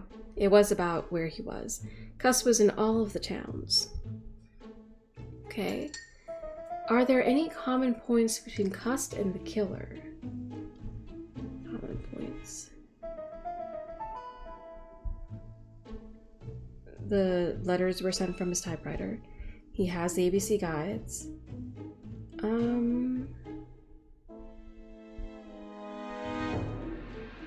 Okay. Because there's obviously the connection between all the victims having throat or whatever conditions. Lied about his destination. Here we go. He has the knife. He could have committed these crimes. Yes, he could have. Ooh. Is Cuss' behavior suspicious? Yeah, I say so. He keeps the newspapers that talk about the murders. He lied about his destination. He had blood on him. Sure. Guilty. Bam, just like that. The evidence against Cust is overwhelming. His presence at the scenes, the knife, the blood-stained shirt, the ABCs in a box. C'est vrai. However, the blood Mrs. Marbury saw on Cust's shirt may have been his own. According to his medical records, he suffers from hemoptysis. The murderer cut Sir Carmichael's throat from behind, and the blood spurted outwards. You would expect the murderer's shirt to be stained on the sleeves, not on the buttonholes, yet we see quite the opposite. You would expect the murderer to keep the newspaper articles about his crimes. But Cust's collection starts in Cheston, as if he discovered the case rather late. I agree it's troubling, but it doesn't change my mind. There's small details that we should be able to clear up by questioning Cust. When can you talk to him? Doncaster is sending him to us on the first train. Are they questioning him already? He says he can't remember a thing. It's plausible. Doctors say he suffers from absences and amnesia. Mrs. Marbury has confirmed this. He may have done the murders in an altered state. A familiar situation. Is it's it? not enough to clear his name. Dr. Thompson insisted that even if you don't know what you're doing, you never commit a murder without wanting to. Très intéressant. I shall remember that. Right. I'll go and examine the suspect's room. Chief Inspector, I took the liberty of removing a few clues to examinatum. All right, we'll discuss them tomorrow. In the meantime, I'm going to see if you've missed something.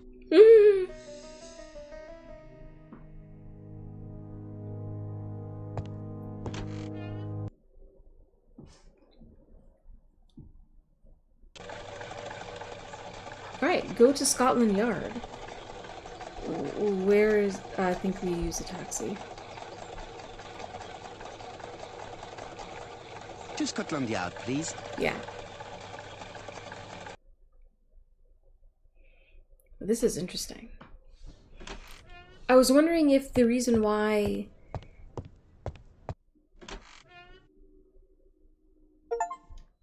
Ooh. Finnish Mulberry Guest House. Candelabra mustache. Oh, okay. But yeah, I was wondering if the reason why he didn't have newspaper articles until the letter C, I think, was because newspapers printing about the ABC murders didn't really happen like immediately. So it could just be because they didn't have stories about the ABC murder until letter C. Not entirely sure though. Anyway, objective. Question cast. Cast? Cust. Oh dear.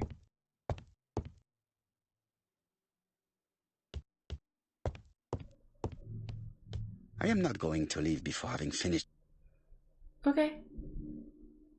There we go. I always seem to need to click something first. This man is not in good shape. Mm-hmm.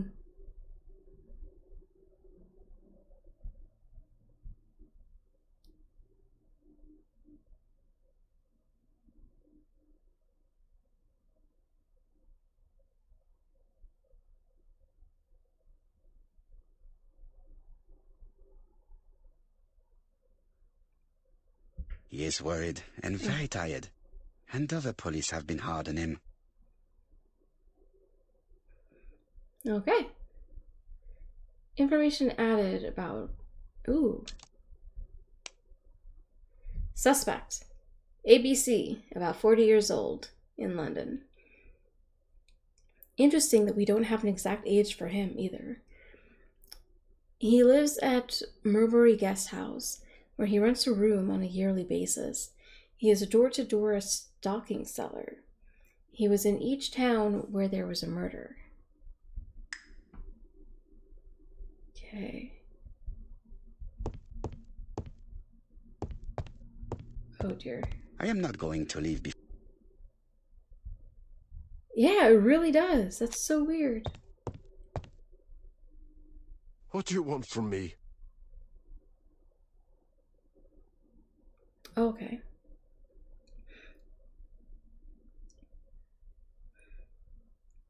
Ask if he knows who's speaking to him. I mean, that's really interesting, actually. Should we see if he knows who we are?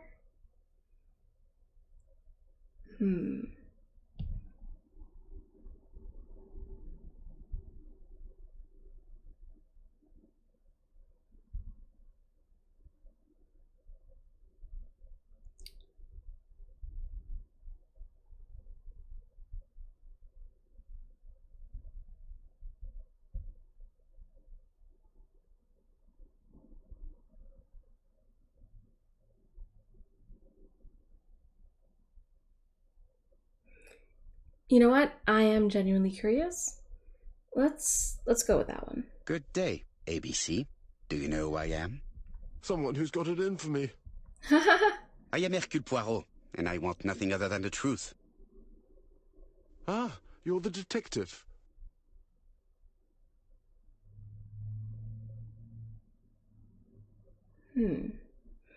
Talk about the letters or ask why he sent them.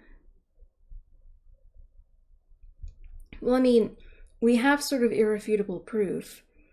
The typewriter that wrote the letters came from him. or from his room. So, sure. Why did you send me a letter before each crime? Why all these questions? When are you going to stop pestering me? Interesting. Whoa, glitchy.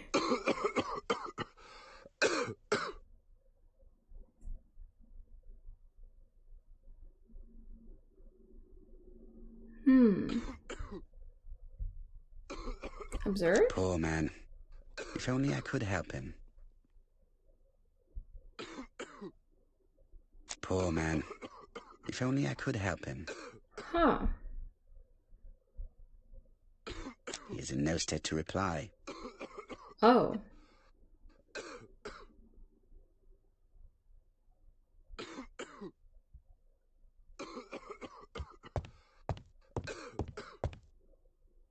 I was kind of expecting that we could, like, give him water. I am not going to leave before having finished questioning him. Oh? Oh, I think that's just... Poor man.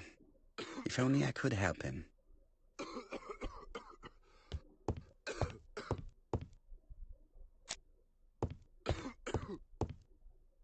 He is in no state to reply.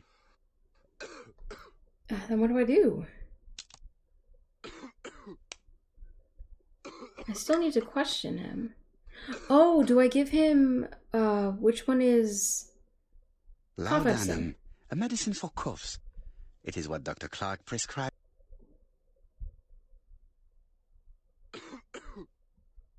This must be what we do. Take this. It will help you. Thank you.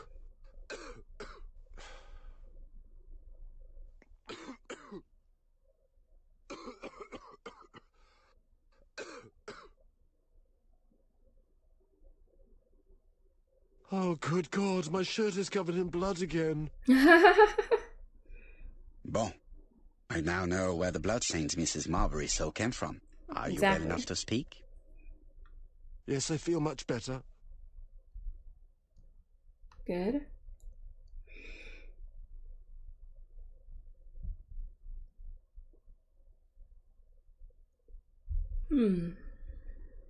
Should we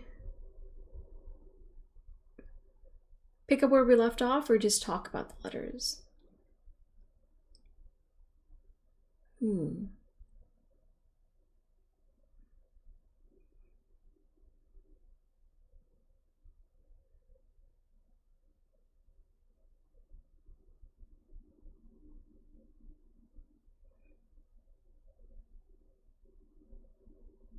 Let's just talk about them then. See if that makes a... Yes, I am the person you have been sending the letters to. I didn't write these letters. I've already said so. Acknowledges innocence. Get him to admit that he has forgotten?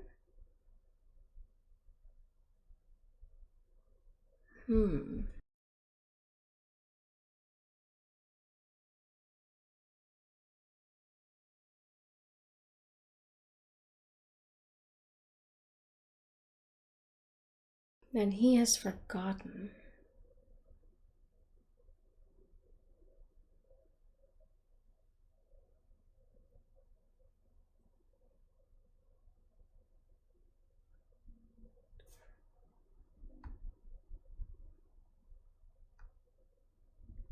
Maybe? Maybe you forgot that you wrote these letters. Yes, it's true. Sometimes I forget. Maybe I did type them. Huh. Ask if he's capable of killing. Accuse him of being a killer. Admit that you do not believe he is a murderer. I mean, there are quite a few things that...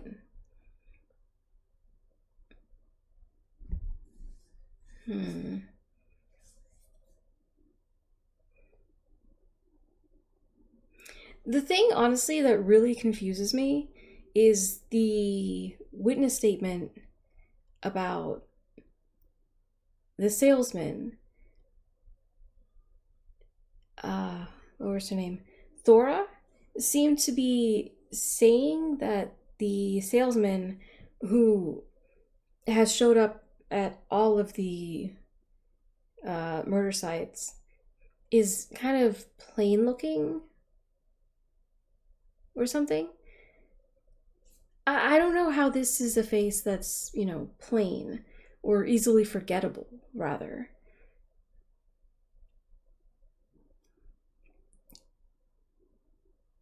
And I'm not sure, but I also feel like if he had, you know, been coughing the way he was with us, I feel like that would be something that you would remember.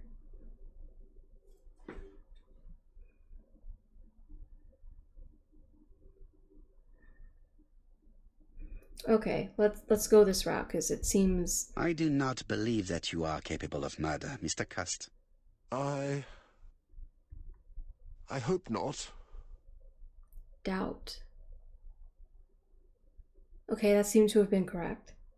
Insist on the fact that he enjoyed the war? Get him to talk about the army. This is weird.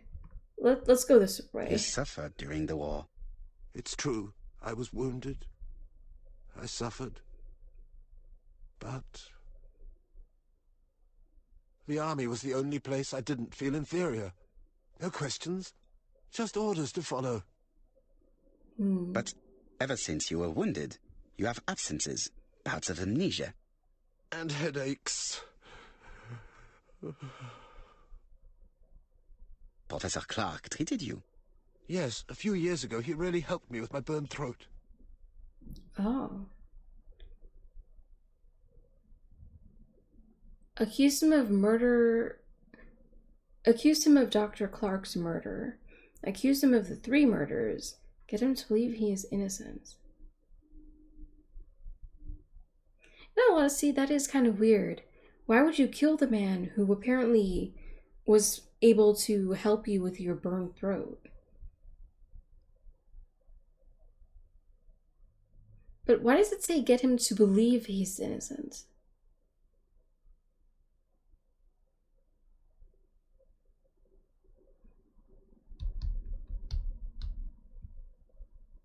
Let's go with this. Of course, you never considered killing a doctor who took such good care of you. No, never. Okay, that was correct. Ask him if he acknowledges going to the 3 towns. Say that witnesses saw him in the 3 towns. We don't know for sure that the witnesses saw him, though. A lot of things line up, but also a lot of things don't. So, let's go Do you here. deny being at the scene of the crimes? So? There was no harm in being there. It was only for my work. You were seen at all the crime scenes. Yes, I was. I travel a lot. But not for pleasure. I am terribly unwell in trains. But I had to respect my engagements. My employer gave me very precise written instructions about the towns I had to visit. Let's see. The company you claim to work for, Silky Legs, has never heard of you. And as for these letters they sent you, they were written on your own typewriter. The company sent me the typewriter when I started working for them. Yes, but the letters were received afterwards. Huh. So it would appear that you typed them before sending them yourself. It proves that you wrote them.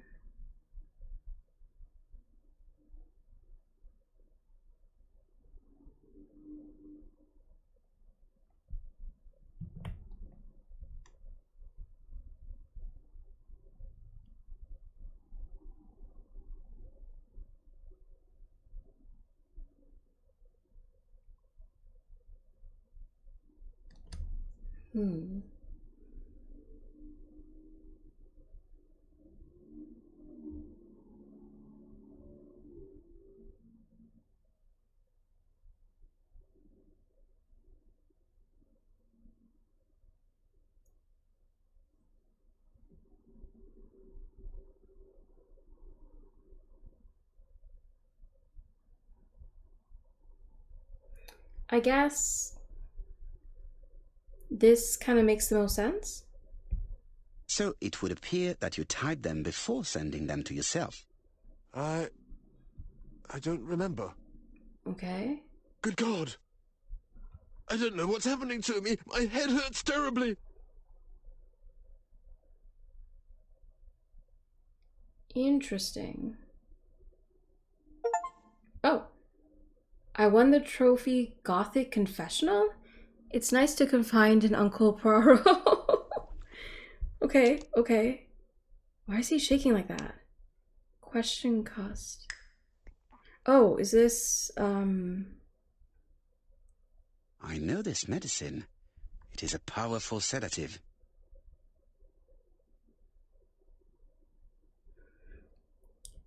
active ingredients. Chloroform! That's literally like what old school, oh my gosh. Okay. 5 minims per fluid ounce. IPEC? Ammonium chloride and menthol, sorry. Directions: shake well. Adults 1 teaspoonful every hour for 6 doses. Then 1 teaspoonful every 2 hours for following doses, I guess.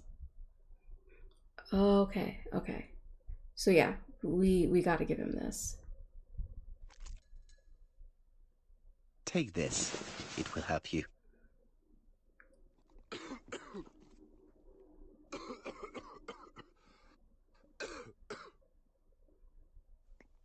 Oh, I think I'll be fine. Let us Okay. see, Cust. Look at me. You know very well that you committed these murders? Yes, I know. But I'm not wrong in saying that you do not know why you committed them. No, I don't. Interesting. You received new thumbnails. Ooh. Red Cross, you are helpful. It's a great opportunity. You are winning this trophy. Oh, I finished questioning Cust. Okay, cool, cool, cool. New objective, talk to Jap. Okay, so we need to leave now. And what conclusions have you drawn? Plenty. It might help us to understand him a little better. Let us now try and get our brain cells Okay. to work. Is Cust innocent? Ooh. Alright, what do we know about Cust's health? Ooh. Okay. He suffers from bloody coughs. He says he did not write the letters. He had blood on him. He has a problem with his throat. You would expect a murderer to keep newspaper articles about all his crimes, but Cust's collection starts in Churston, as if he heard about the case late on. Sorry. He suffers from absences of the mind, I guess. Sir Carmichael was attacked from behind, the blood spurted out in the direction of the sea. Did not appear to recognize Poirot. Yeah, which would be weird since he was addressing all of the letters to him very specifically. And he seemed to know when he was writing the letters and talking to Poirot. Like, he seemed to know him very well and saw him as like a rival sort of thing. He had no reason to kill them. Miss Marbury saw Cust's shirt with stains on the buttonholes. Okay, I think this is... yeah. Cust is mentally and physically weak, not really the profile of our killer. Yeah, our killer seems to have been quite strong and capable. Are there any clues that do not support Cust's guilt in the Churston murder? He says he did not write the letters. He had blood on him. I think him not having the newspaper articles, but again, the articles didn't really come out like right off the bat, I think. Sir Carmichael was attacked from behind. He did not appear to recognize Poirot. Oh? He had no reason to kill them. Sure was the... So then...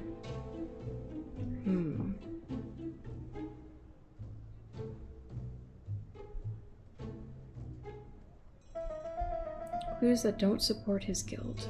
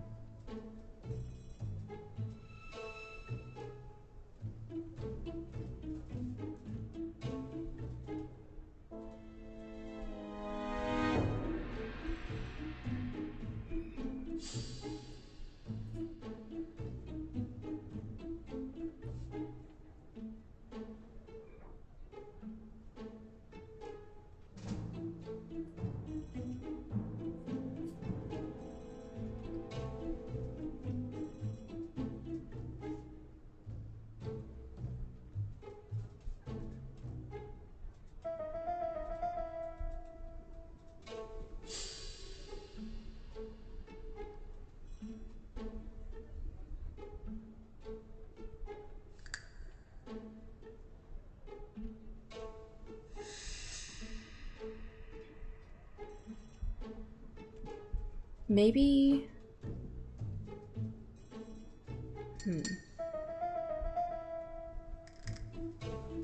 Ah, there we go. You would expect the murderer's shirt to be stained on the sleeves, not on the buttonholes. Oh, okay. Are there any clues that do not support Cust's guilt?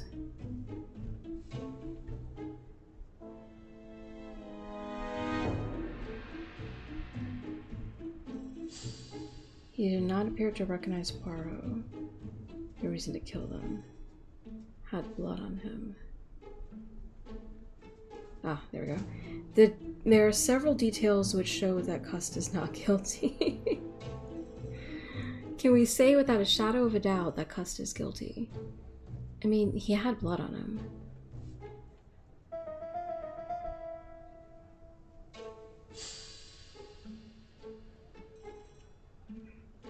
Maybe it's meant to be these two. Not guilty. But I mean, it's not like... I don't see any clearer than before. This is worse. There is one point to highlight. C'est curieux. Cust admits that he killed, but he does not know why.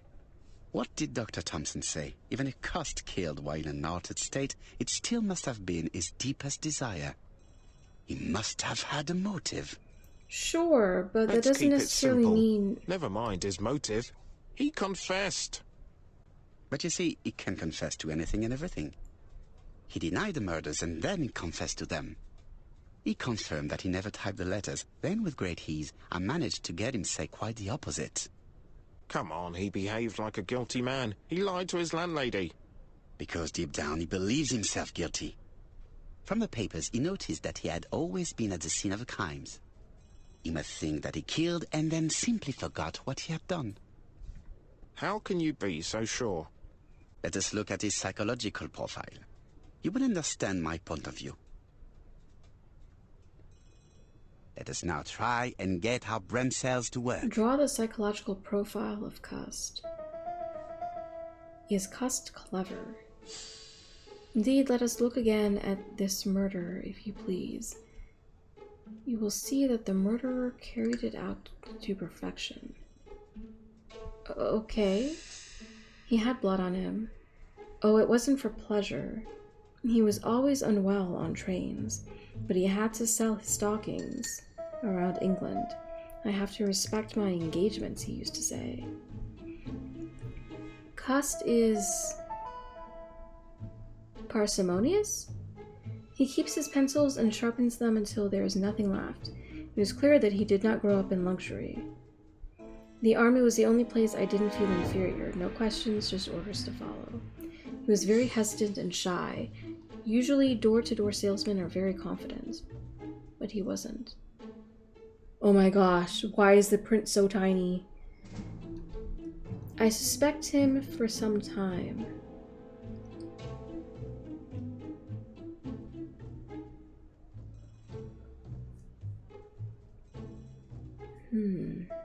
But he appeared so harmless. Oh yes, sometimes he got angry and waved his arms about, but even then he wasn't frightening. And he was as gentle as a lamb again immediately afterwards. It was only this morning that I understood. Oh. Medium-sized glasses, dark suit, and felt hat. Another sort of man you notice. Completely harmless, that's why I forgot all about him. I mean, I guess you could say that that's like a disguise to lower their guard or something. Huh. But is he clever?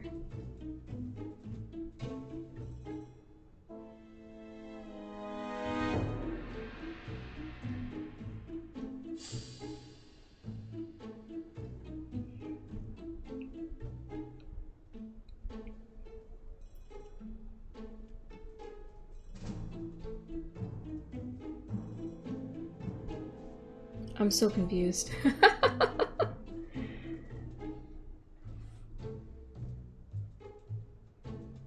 Yes, the murderer was very clever. Is this supposed to be,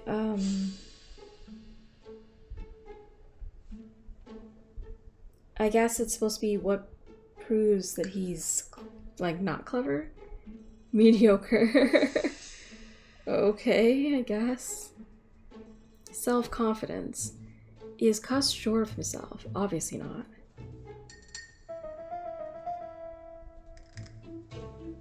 Like this, hesitant and shy. Killed when the street was packed with people. That's rather bold. Yeah. Easy to influence. Okay. Is Cuss a seducer? Absolutely not. The man seduced Betty before taking her to the beach where he strangled her.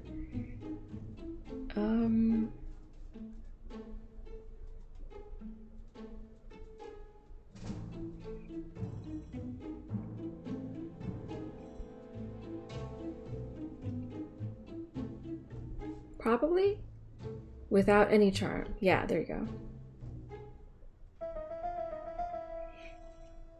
Does Cuss like trains? No, obviously not. A passenger timetable. Maybe the murderer likes trains. Yeah, you would think. So, like, the fact that he clearly doesn't because he gets motion sickness on trains kind of makes it seem like it's not him. Is Cuss impulsive? The killer is methodical and prepares his crime meticulously. He never forgets to leave his intriguing signature behind. Impulsive. Blood. I mean, that could be... Yeah. He's got this, at least. Is Cuss generous? Without the ABC, we might have suspected Mr. Asher and Mr. Fraser, but by signing his crimes, the murderer is making sure that he is accused. In a way, it's very generous of him, right?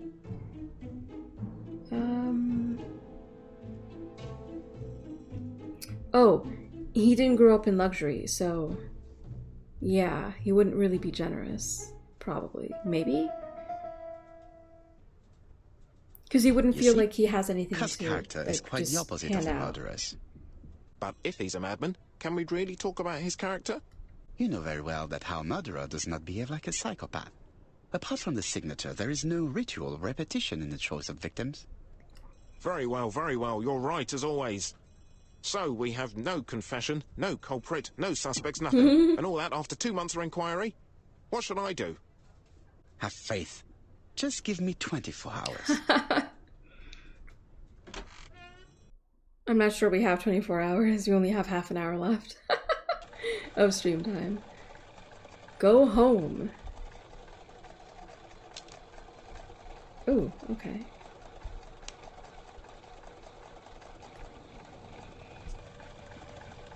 So he is a witness now, not a suspect.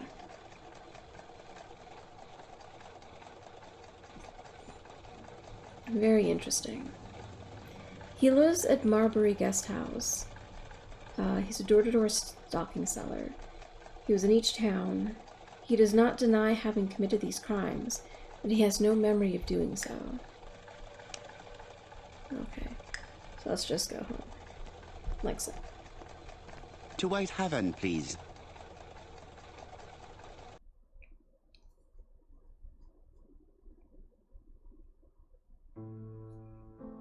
Cust's arrest is a great success for you, Poirot. It's all clear now, except maybe one or two details. Details. Ah, mon ami. The devil is in the detail, as we say. So they still arrested him and Excuse accused me? him of it? Patience, Hastings. Everything will be clear once our guests arrive. Best be prepared. Slip a revolver into your pocket before they do. Oh, I A suppose revolver? it's like, Poirot, what are you afraid of? Trust me. It is important you carry a weapon for this meeting. I will lend you mine. What about telling me what you have in mind? Surtout pas. You wouldn't be able to play your role. Wait one moment, I will bring you my weapon. Bring the revolver to Hastings. Okay. Because, like, this guy is very clearly...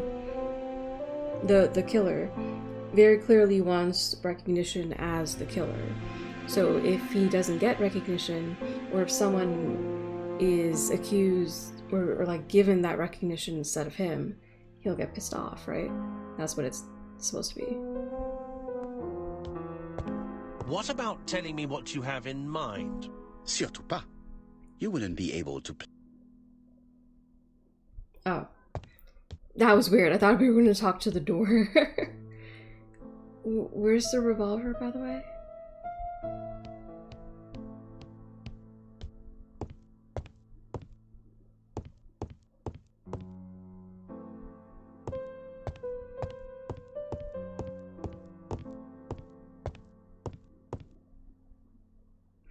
Oh. Ah, some cool hair.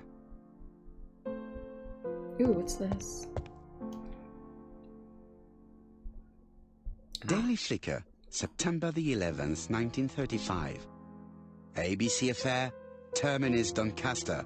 Japp and Poirot arrest the killer. A.B. Cust is the name of the alphabet murderer. The police have arrested him in a hotel in Doncaster. Was preparing to kill his fourth victim, Mr. Dick Dudley Dunbar, the establishment's manager. Mr. Dunbar owes his life to the miraculous intervention of Inspector Japp of Scotland Yard and Detective Hercule Poirot. Oh. Incense burner. The newspapers that were criticizing you yesterday are praising you now. The Lancet, September 11th, 1935. General Medical Journal. The alphabet murderer is not psychotic, according to Professor Thompson. In an early issue, we claimed that the alphabet murderer was not psychotic. Our assertion has just been confirmed by Professor Thompson, a Scotland Yard expert, who has spoken to the prisoner at great length. Not all obsessional killers are psychotic, he explained. It is true that Cust has a disturbed personality and memory disorders. But his amnesia, whether real or pretended, does not alter the fact that he was perfectly lucid at the time of his acts. Therefore, he will not escape punishment.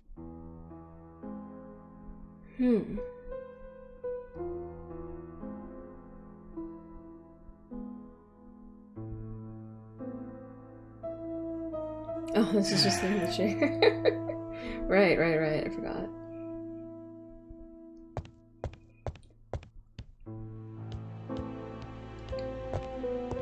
So it must be this way.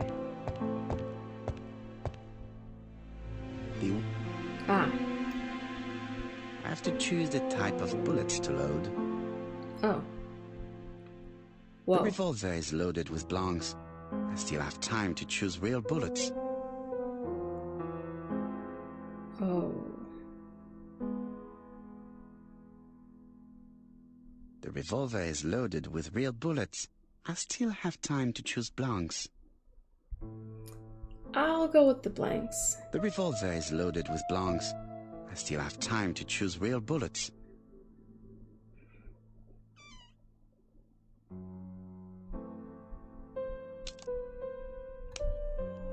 Bring the revolver to Hastings. Right, okay.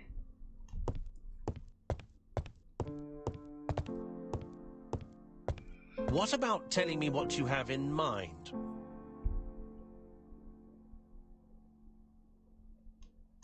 Oh, I have to actually... Right. Do this. Voila, I entrust you with my weapon. It has hardly been used. It is almost new. Oh. As you were loading the revolver, you entrusted to Hastings with... Oh, the Gandhi mustache. Oh, okay. That's kind of cute. Okay, so now we have to answer the telephone. It's a very cute reference. Chief Inspector, is that you? Yes.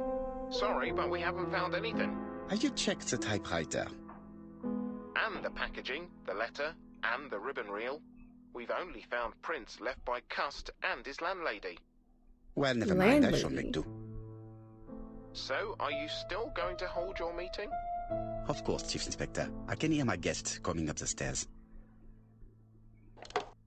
Why have you brought us here, Mr. Poirot? Since Cust's arrest, I thought it was all done and dusted. Miss Gray formally identified him, as well as Miss Barnard. Yes, and the stockings he saw drove the same brand as the ones found at my aunt's. This is all true. However, a case is not closed if some questions remain open. And one question is, why did the murderer send me his letters? Why did he challenge me, Hercule Poirot?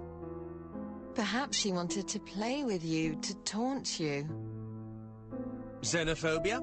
Maybe he didn't like you because you're foreign. I may be wrong, but maybe by provoking you, he was looking for glory? All these theories should be studied. Let us now try and get our brain cells to work. Okay. Did the murderer make a mistake in the address? Oh, right. This was when... Yeah, it was delivered late. But we determined that it was meant to be a pun, right?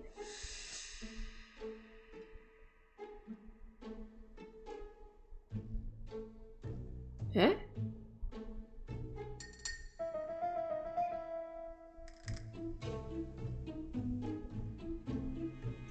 That's true, she was kind of xenophobic, but I don't think that she's the killer. Challenge Poirot for glory. Inferiority complex.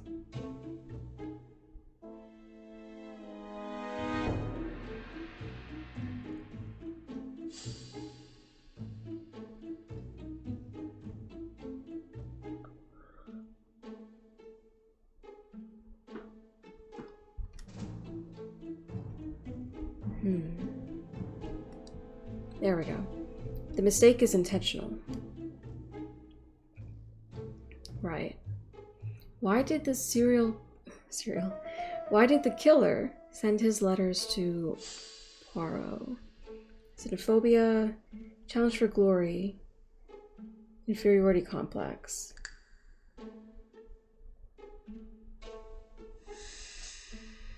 I think? Okay. Oh!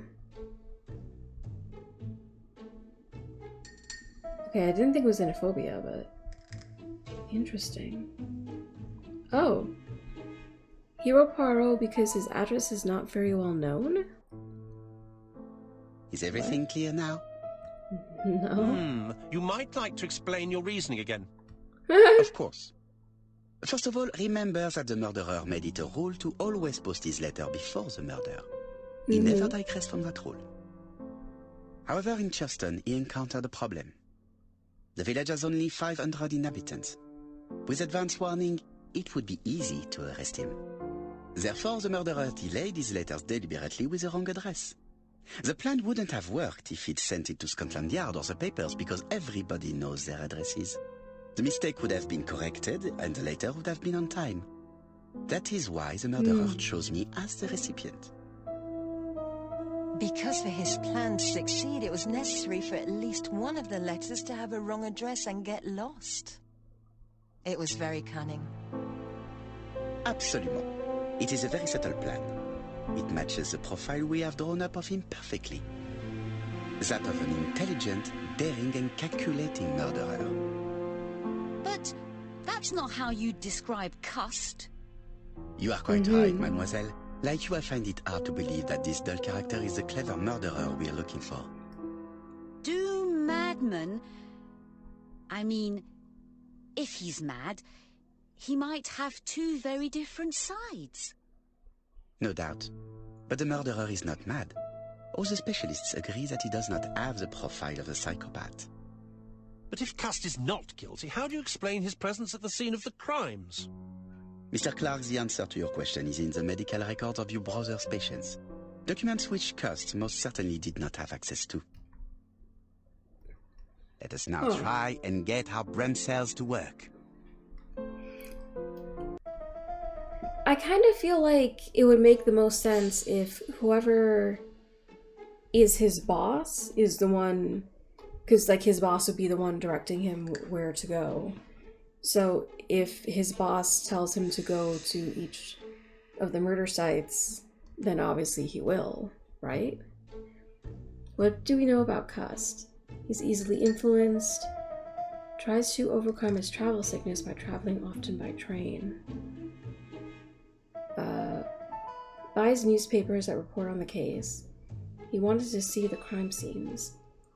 Alice Asher and Betty Bernard are in clock.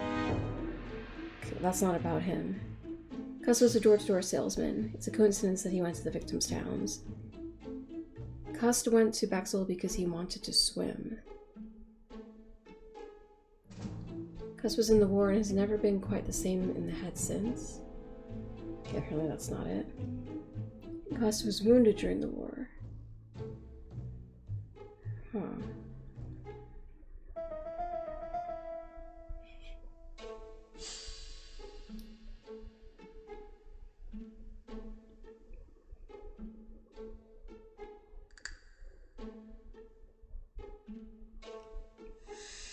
I do think him being easily influenced is part of it.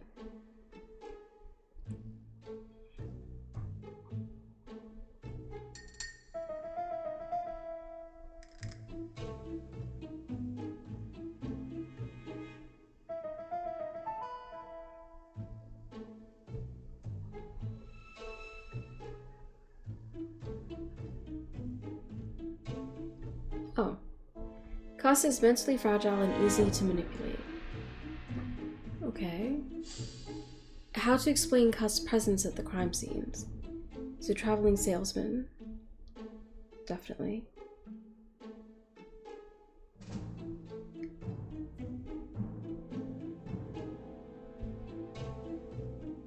Oh.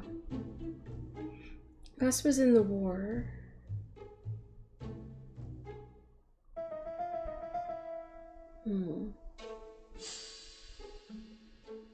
Oh.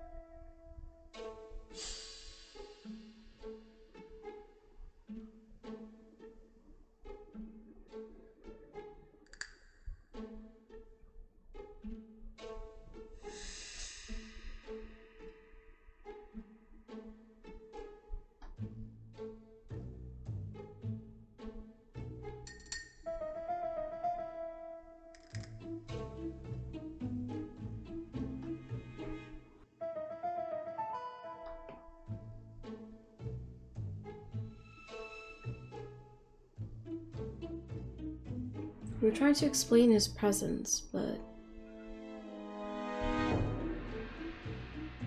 this seems the most logical, right?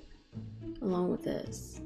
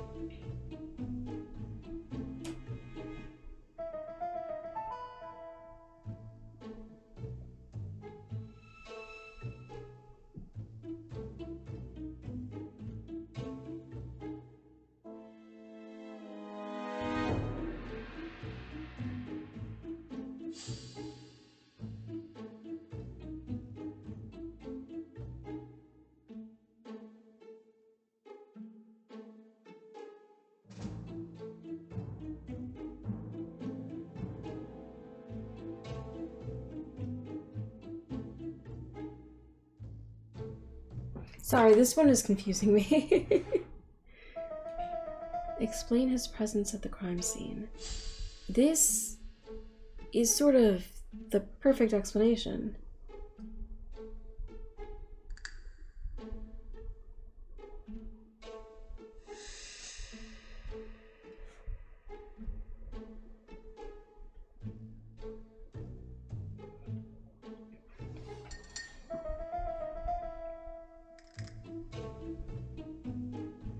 I guess he wanted to see the crime scenes could mean that he went to them specifically to see them.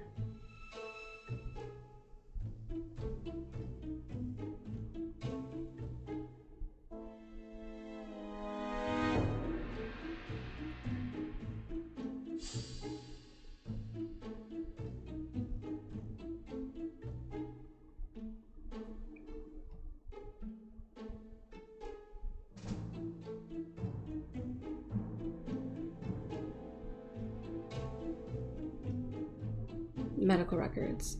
He was manipulated. The killer made him go to the towns to hide his tracks. He just wanted the medical records, I guess. Dr. Clark's patient's records provided a very useful list of potential victims, sorted by alphabetical order. The killer definitely used it, explaining the fact that all the victims were former patients of the doctor. It is this fact that clears Cust once and for all, because he never had access to these records. So how did he happen to be at the scene of the crimes? Either the murderer sent him there, or Cust was following him closely. Cust's highly suggestible nature leads us to the second hypothesis. The murderer was manipulating him. He systematically sent Cust to the towns where he was going to strike, so that the suspicion would land on the poor man's shoulder. That's evil. What sort of killer could have such a plan? And what would he gain from 3 completely different murders? Indeed, it seems unlikely that the same murderer committed all the crimes. What should we take from that? Ooh. Drop a psychological profile of Donald Fraser? Say that just one murder is of interest to the killer. Say that the murderers kill for pleasure. Say that the killer has developed a taste for murder. Say that there are 3 murderers.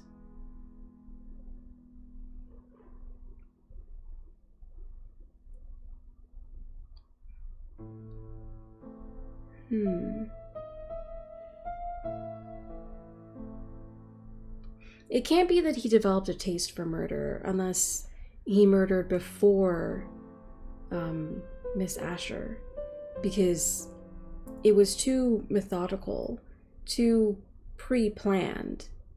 You don't kill someone named A in a location named A and then drop a book opened to page A if you don't already have the intention to go through the entire alphabet.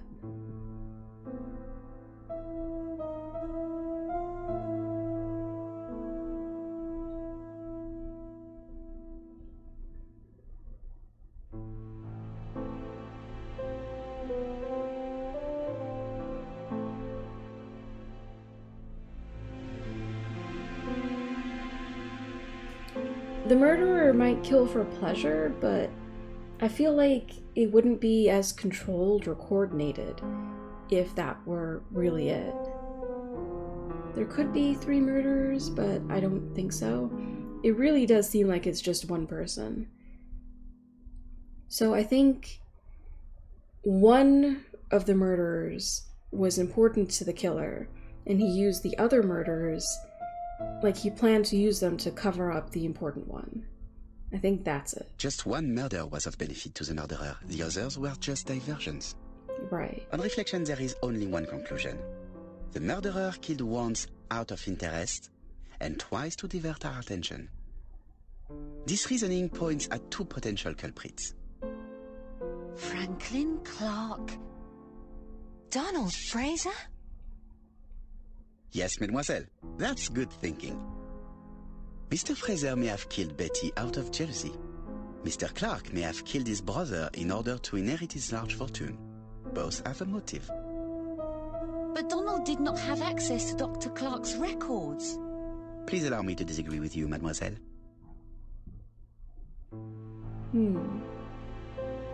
Indicate that Donald was treated by Dr. Clark. Indicate that Donald's firm worked for Clark.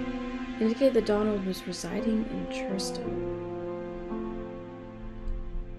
I mean, even if he's being treated by Dr. Clark, that doesn't mean that he'll have access to the other patient's records.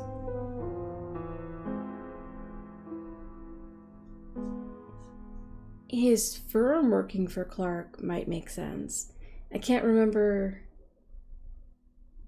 Because, like, if it's a firm...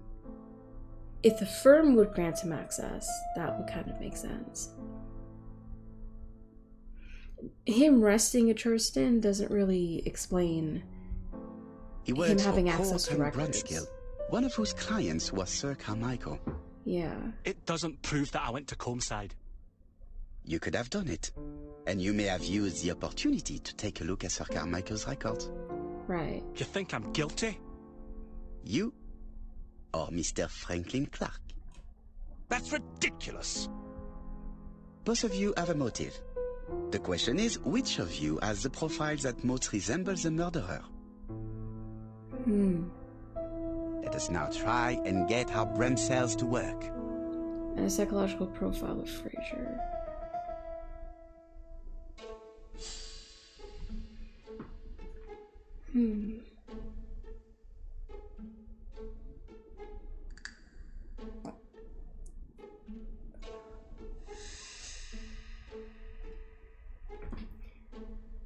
Okay, is Donald clever? Indeed, let us look again at this murder, if you please. The last one of the doctor. You will see that the murderer carried it out with perfection. Right. Megan really liked Donald Fraser. He would have made Betty a good husband. In all honesty, I could see the other guy, especially in this case, like,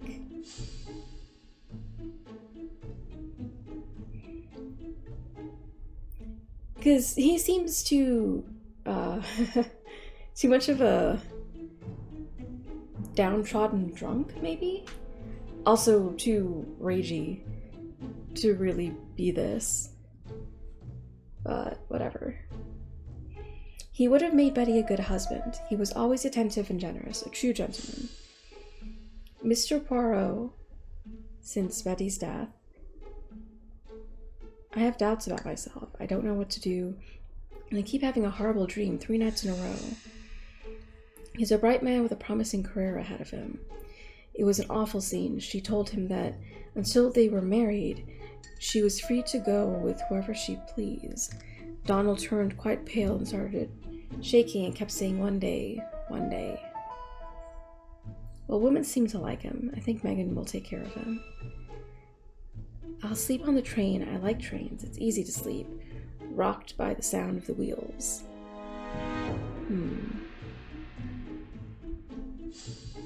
I do know that it's 6 o'clock and technically past streaming time, but I don't think there's a lot left, so it wouldn't make sense really to push it off into another stream. So let's just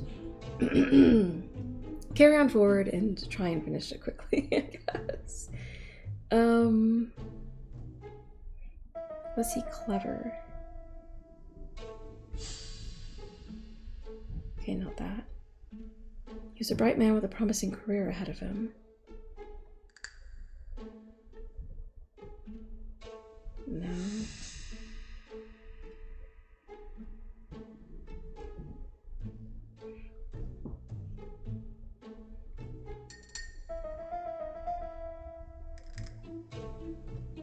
Oh, okay. So he is clever, apparently. Is Donald sure of himself? Killed when the street was packed with people. That's rather bold. This reminds me of this one. Easy to influence, not self-confident. Okay. Is Donald a seducer? Women seem to like him. He's a seducer. That was easy. Okay. Does Donald like trains? Easy. He likes trains.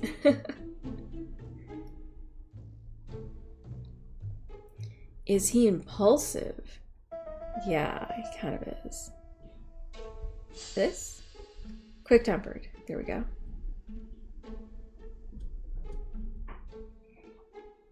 Is he generous? Always attentive and generous, yes.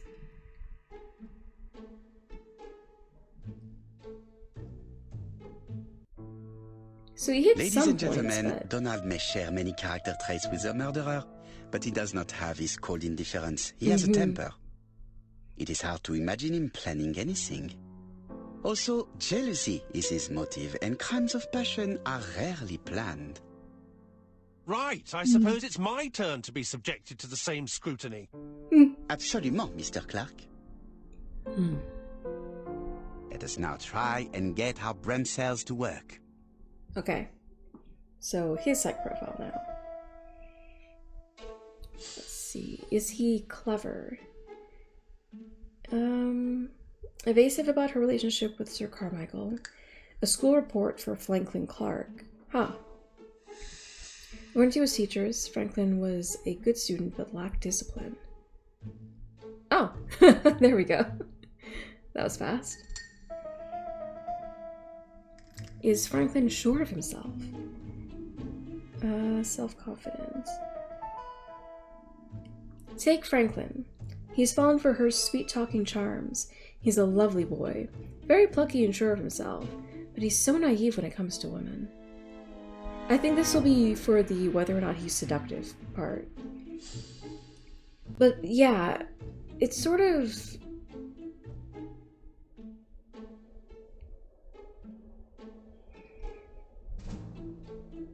I don't know, if it is him, one of the biggest questions I have is, why did you kill Carmichael from behind? Wouldn't he trust you enough that you could have easily... Oh, whatever. Dear Franklin, first I wish you a good start to a successful new year. I have received your letter dated September 10th. Thanks for defending my interests against... Wang, this robber. Sorry, the font is so small. Things could have got pretty bad if you weren't a real cool-blooded guy. I envy you for that. Huh. Come on, Poirot, I'm a married man. Miss Grey is already being courted by Franklin Clark. The Railway Children E. Nesbit. It is normal that people helping with this inquiry should be reimbursed, starting with you, Miss Drawer. Please allow me to pay for your train tickets.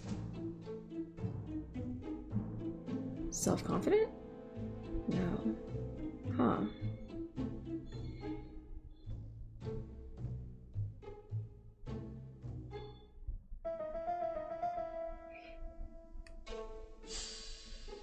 Defending against the robber.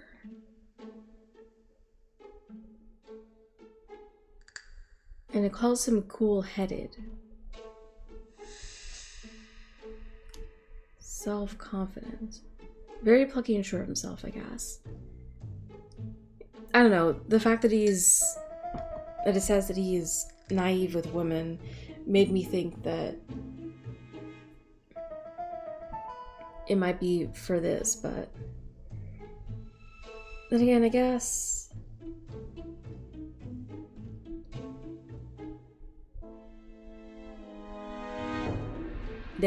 he's a seducer here. I guess this does make sense. Likes trains. Here. Likes trains. He's got a book about it. Is Franklin impulsive? The one about him being cold-blooded. He's cold.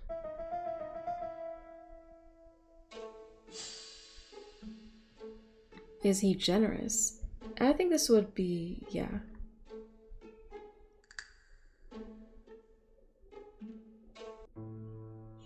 As you have all seen, there is a disturbing similarity between Mr. Clark's profile and that of the killer. In actual fact, it is exactly the same. Mr. Poirot, your psychological studies are interesting, but your conclusions do not add up. Why would I have wished my brother's death? The inheritance is lawfully mine. I just have to wait. No, you had to act quickly. Okay. Say that Thora Gray bothered him. Wasn't he attracted to her? Say that he was impatient. But didn't we just say that he was cool-blooded?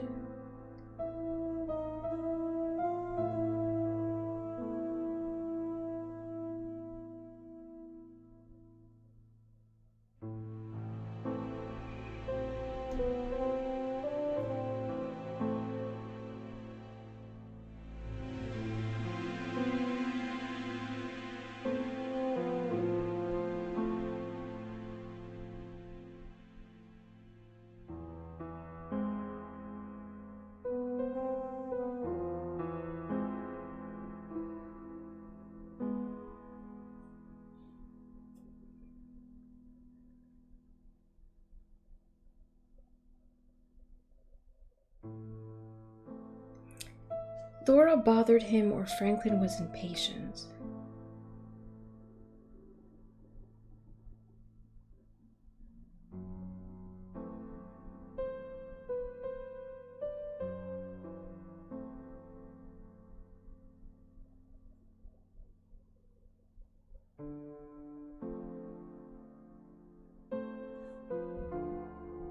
I mean, if Thora was like...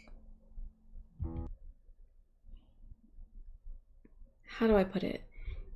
If she was like a threat to the inheritance, maybe? But no, that really doesn't make sense. Even though we just said that he isn't impatient.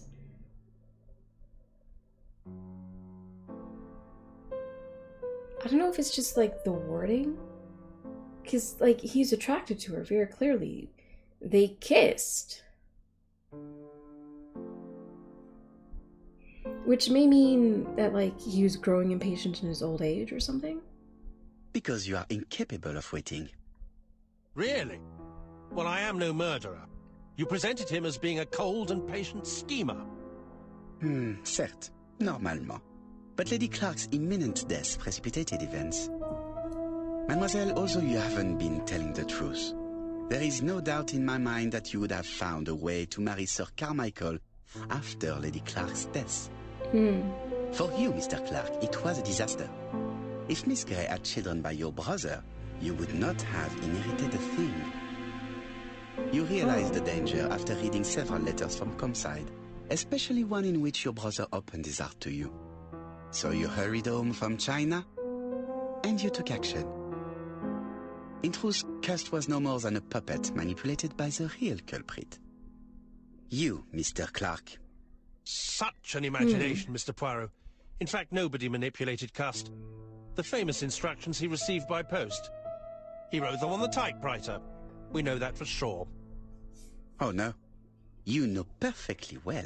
That is not true. Eh bien, voilà. Light has now been shed on the ABC murders. Your theories are ingenious, but you haven't any proof. One point to him. For the moment, I have no material proof. Either I admit to it, or I bluff. Whoa. Unmask the murderer, Imperial Mustache. Invents an item of proof? Invents an item of proof found in Alice Asher's tobacco shop. Lie about the fingerprints found on Cust's typewriter. Say the proof is going to be easy to find. Oh dear.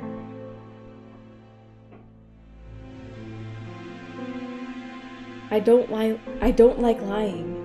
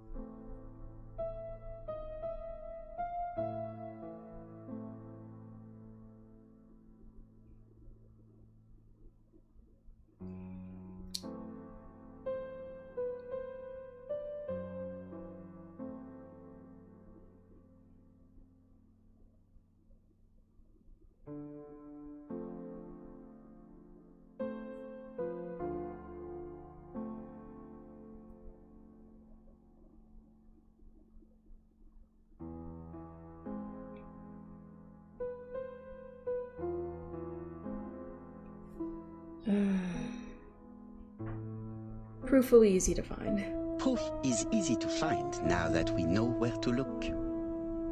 You have nothing on me. You're bluffing, Mr. Poirot. Come on, Thora, there's nothing for us to do here. Don't touch me. Thora!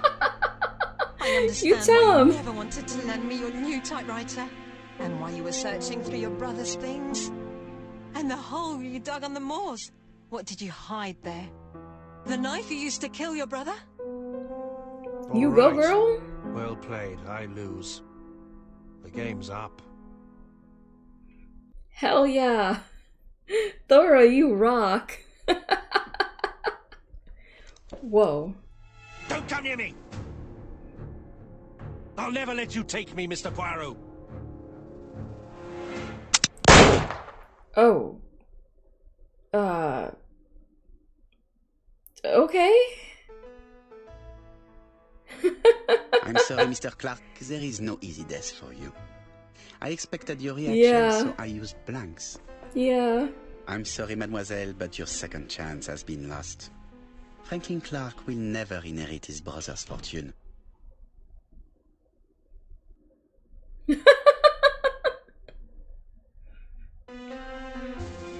Wow, okay.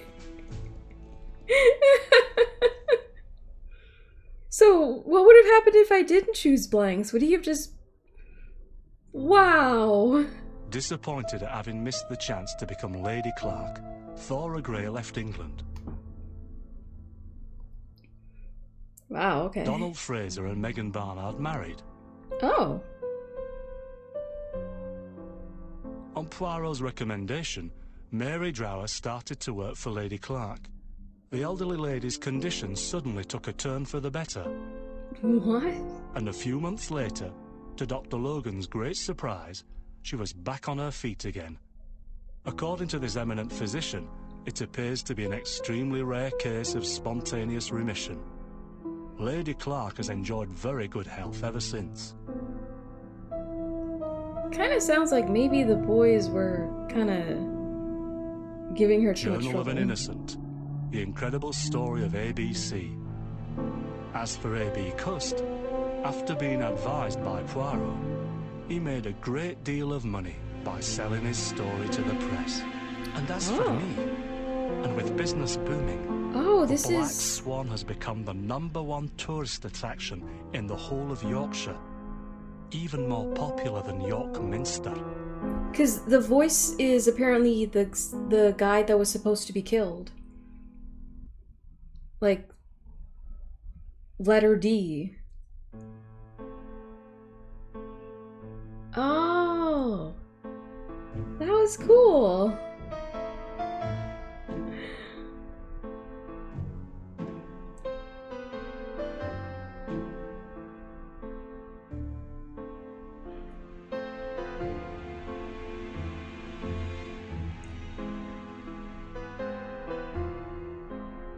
Also, just very interesting, if Thora really was after the inheritance, it's kind of interesting that she sort of threw her quote-unquote second chance under the bus. Oh, that was fun. That was really fun. I wonder how many ego points that I actually got. Because I know as I went through, there were times where I made choices that were definitely not Poirot. Because I think for those answers, they're only like 1 point. Then you have the middle tier answers, which are 3 points. I think the answers that are actually from Poirot are 5 points or something like that.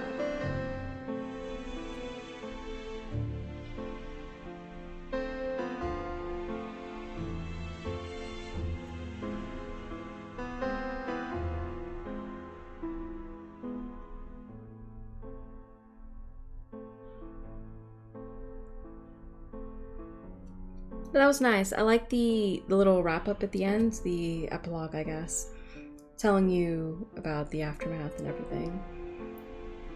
And it was very nice of Poirot, I guess, to recommend Mary, the niece of the first victim, to Old Lady Clark, to like make sure that the families effectively take care of each other. Very nice, kind of wholesome.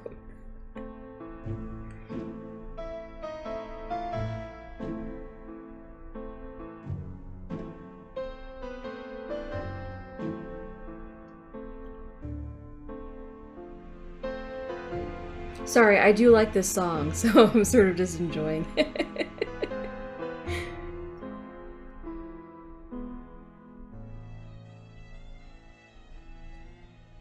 Special thanks, our families for early testing during the coronavirus confinement. Discord for providing us with an effective remote team tool.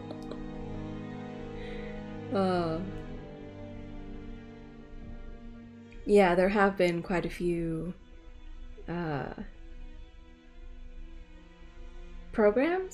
applications that really pulled through for us during quarantine and stuff.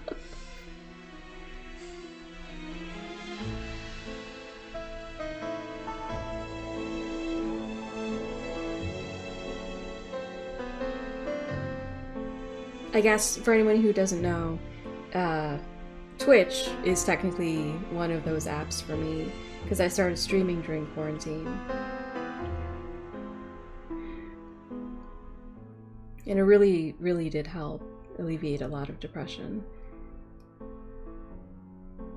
And it's still wild to think that me just wanting someone to talk to while I couldn't, actually go out and be with friends and things like that has led to this. Very nice.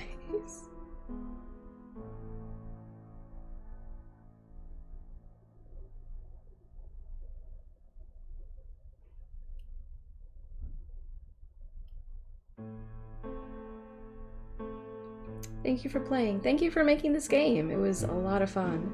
I really enjoyed it. There were some things for sure where I got frustrated, but overall, a wonderful experience. A lot of fun to play.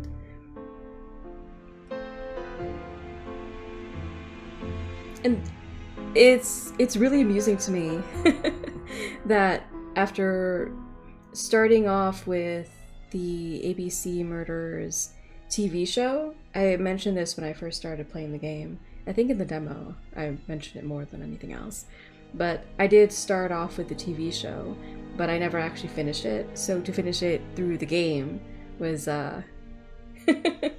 quite fun.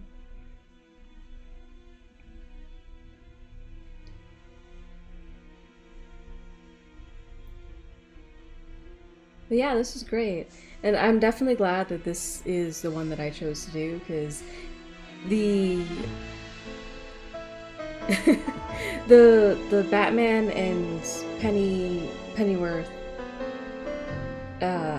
Alfred Pennyworth dynamic that I kind of get from these two in this particular version, I guess, of them, of Poirot and Hastings, was very, very enjoyable. I liked it a lot.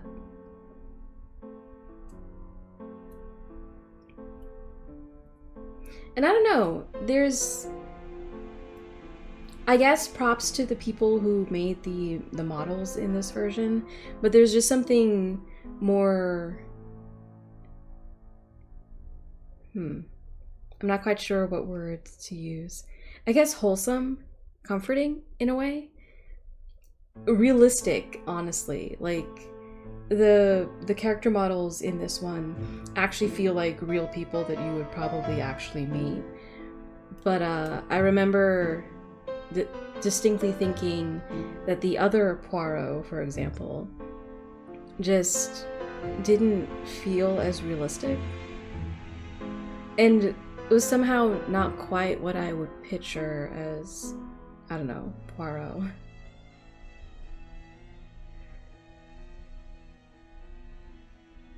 Which honestly is part of the reason why I chose this one to be the Agatha Christie video game that we actually... Oh, is this repeating? I think it's repeating. I'm sorry, I was blathering so much I didn't realize.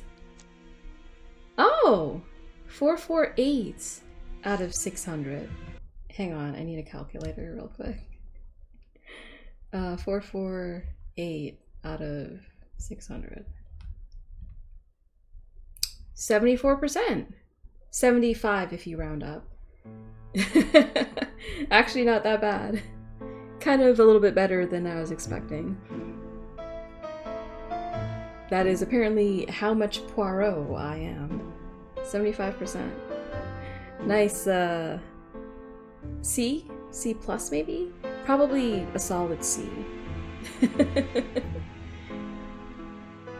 Not 100% sure what grading system I'm using there, but feels about right. But anyway. Bonuses, I guess. Oh my gosh. Yep, no, we still cannot really scroll through this. Oh, that's cool. Reconstructions, Andover, Bexhill, Tristan. Right, yeah. So we know who D was supposed to be, and where also, but we never got it, because we managed to solve it before he died. Look at us go. Okay, so I didn't get all of the cleaning tomcat? Purring tomcat! Oh yes, we have a purring cat! Comfort is important. This trophy is being awarded to you simply for having taken the time to sit down in a good chair. Oh, this must be from all the times we sat down in his office. His office chair. Nice. I like that. We got a purring tomcat. Oh, okay. Okay. So we are obviously over 6 o'clock, my usual stream ending time. And we are definitely over 3 hours of streaming, even though, you know, obviously there's the buffer time of me starting stream, which if you're watching this as a VOD on YouTube is obviously removed. You don't have to worry about it. But yeah, if you're here live on Twitch, you know what I'm talking about. But anyway, this was a very enjoyable game. I really, really liked it. The trophies were actually really fun to try and catch as I played, even though the flavor text doesn't all appear in the little pop-up thing, so I can't always read exactly what I've gotten. Especially if I'm getting the notification in the middle of a cutscene or whatever, a conversation, what have you. But other than that, like, love the trophies. They were a lot of fun. And definitely makes it intriguing, I guess, to go in more than just once, to play through and collect them all. But yeah, this was The ABC Murders by Agatha Christie video game version. Very, very fun. Again, I mentioned this in another stream, but I really enjoyed the puzzles in this game. A lot of them weren't just logic puzzles, they were pseudo-physical puzzles where you had to move a lot of things around. Not just point and click, but also actually drag and manipulate 3D simulated, obviously, but still a 3D object. And it was a very tactile experience, which is actually kind of unique, I think, to this type of game. And based on like the games that I've played so far, which are not a lot, as I am not actually a gamer. I'm not a pro gamer. I really like stories, and video games as a medium for storytelling is really cool and interesting to me, which is why I'm here, and hopefully why you're here too. But anyway, I do think I'll try and find other games that implement this more physical kind of puzzle solving. There are a couple. I know there's a escape room kind of thing that I want to eventually get and play through, sort of like I do with Adventure Escape Mysteries, but that's a far off sort of thing. We'll get there eventually, but until then, thank you all so much for watching. I hope you had a good time. I hope you had fun. I hope you enjoyed the ABC Murders with Agatha Christie and Escalent Evil. And hopefully I will see you in the next stream, which will be on Monday. So it will be Mirrorland Monday, Infinity Nikki on Monday. And then we're going to dive back into Murder Inn on Wednesday. And perhaps do Murder Inn again on Friday of next week, because we sort of used Wednesday, which would have been the Murder Inn episode, in order to get Infinity Nikki her storyline, her murder mystery storyline, which was still so cool. I love that, like, my favorite thing to stream was actually in Infinity Nikki for my favorite month, October. It was so good. But anyway, yeah, since we did Infinity Nikki twice this week, on Monday as well as on Wednesday, we're gonna catch up or make up for missing Adventure Escape Mysteries this week by doing it twice next week. And that'll also solve the slight dilemma of we've already finished the ABC Murders, so we now have a Friday that's sort of freed up, but still, you know, part of this month. So yeah, we'll just have a little bit more Adventure Escape Mysteries next week. A little bit more murdering next week. By playing through the Murder Inn twice in so many days. But anyway, thank you all so much for watching. I hope you had fun. I hope you had a good time. And hopefully I will see you in the next stream. But until then, all my love. Bye.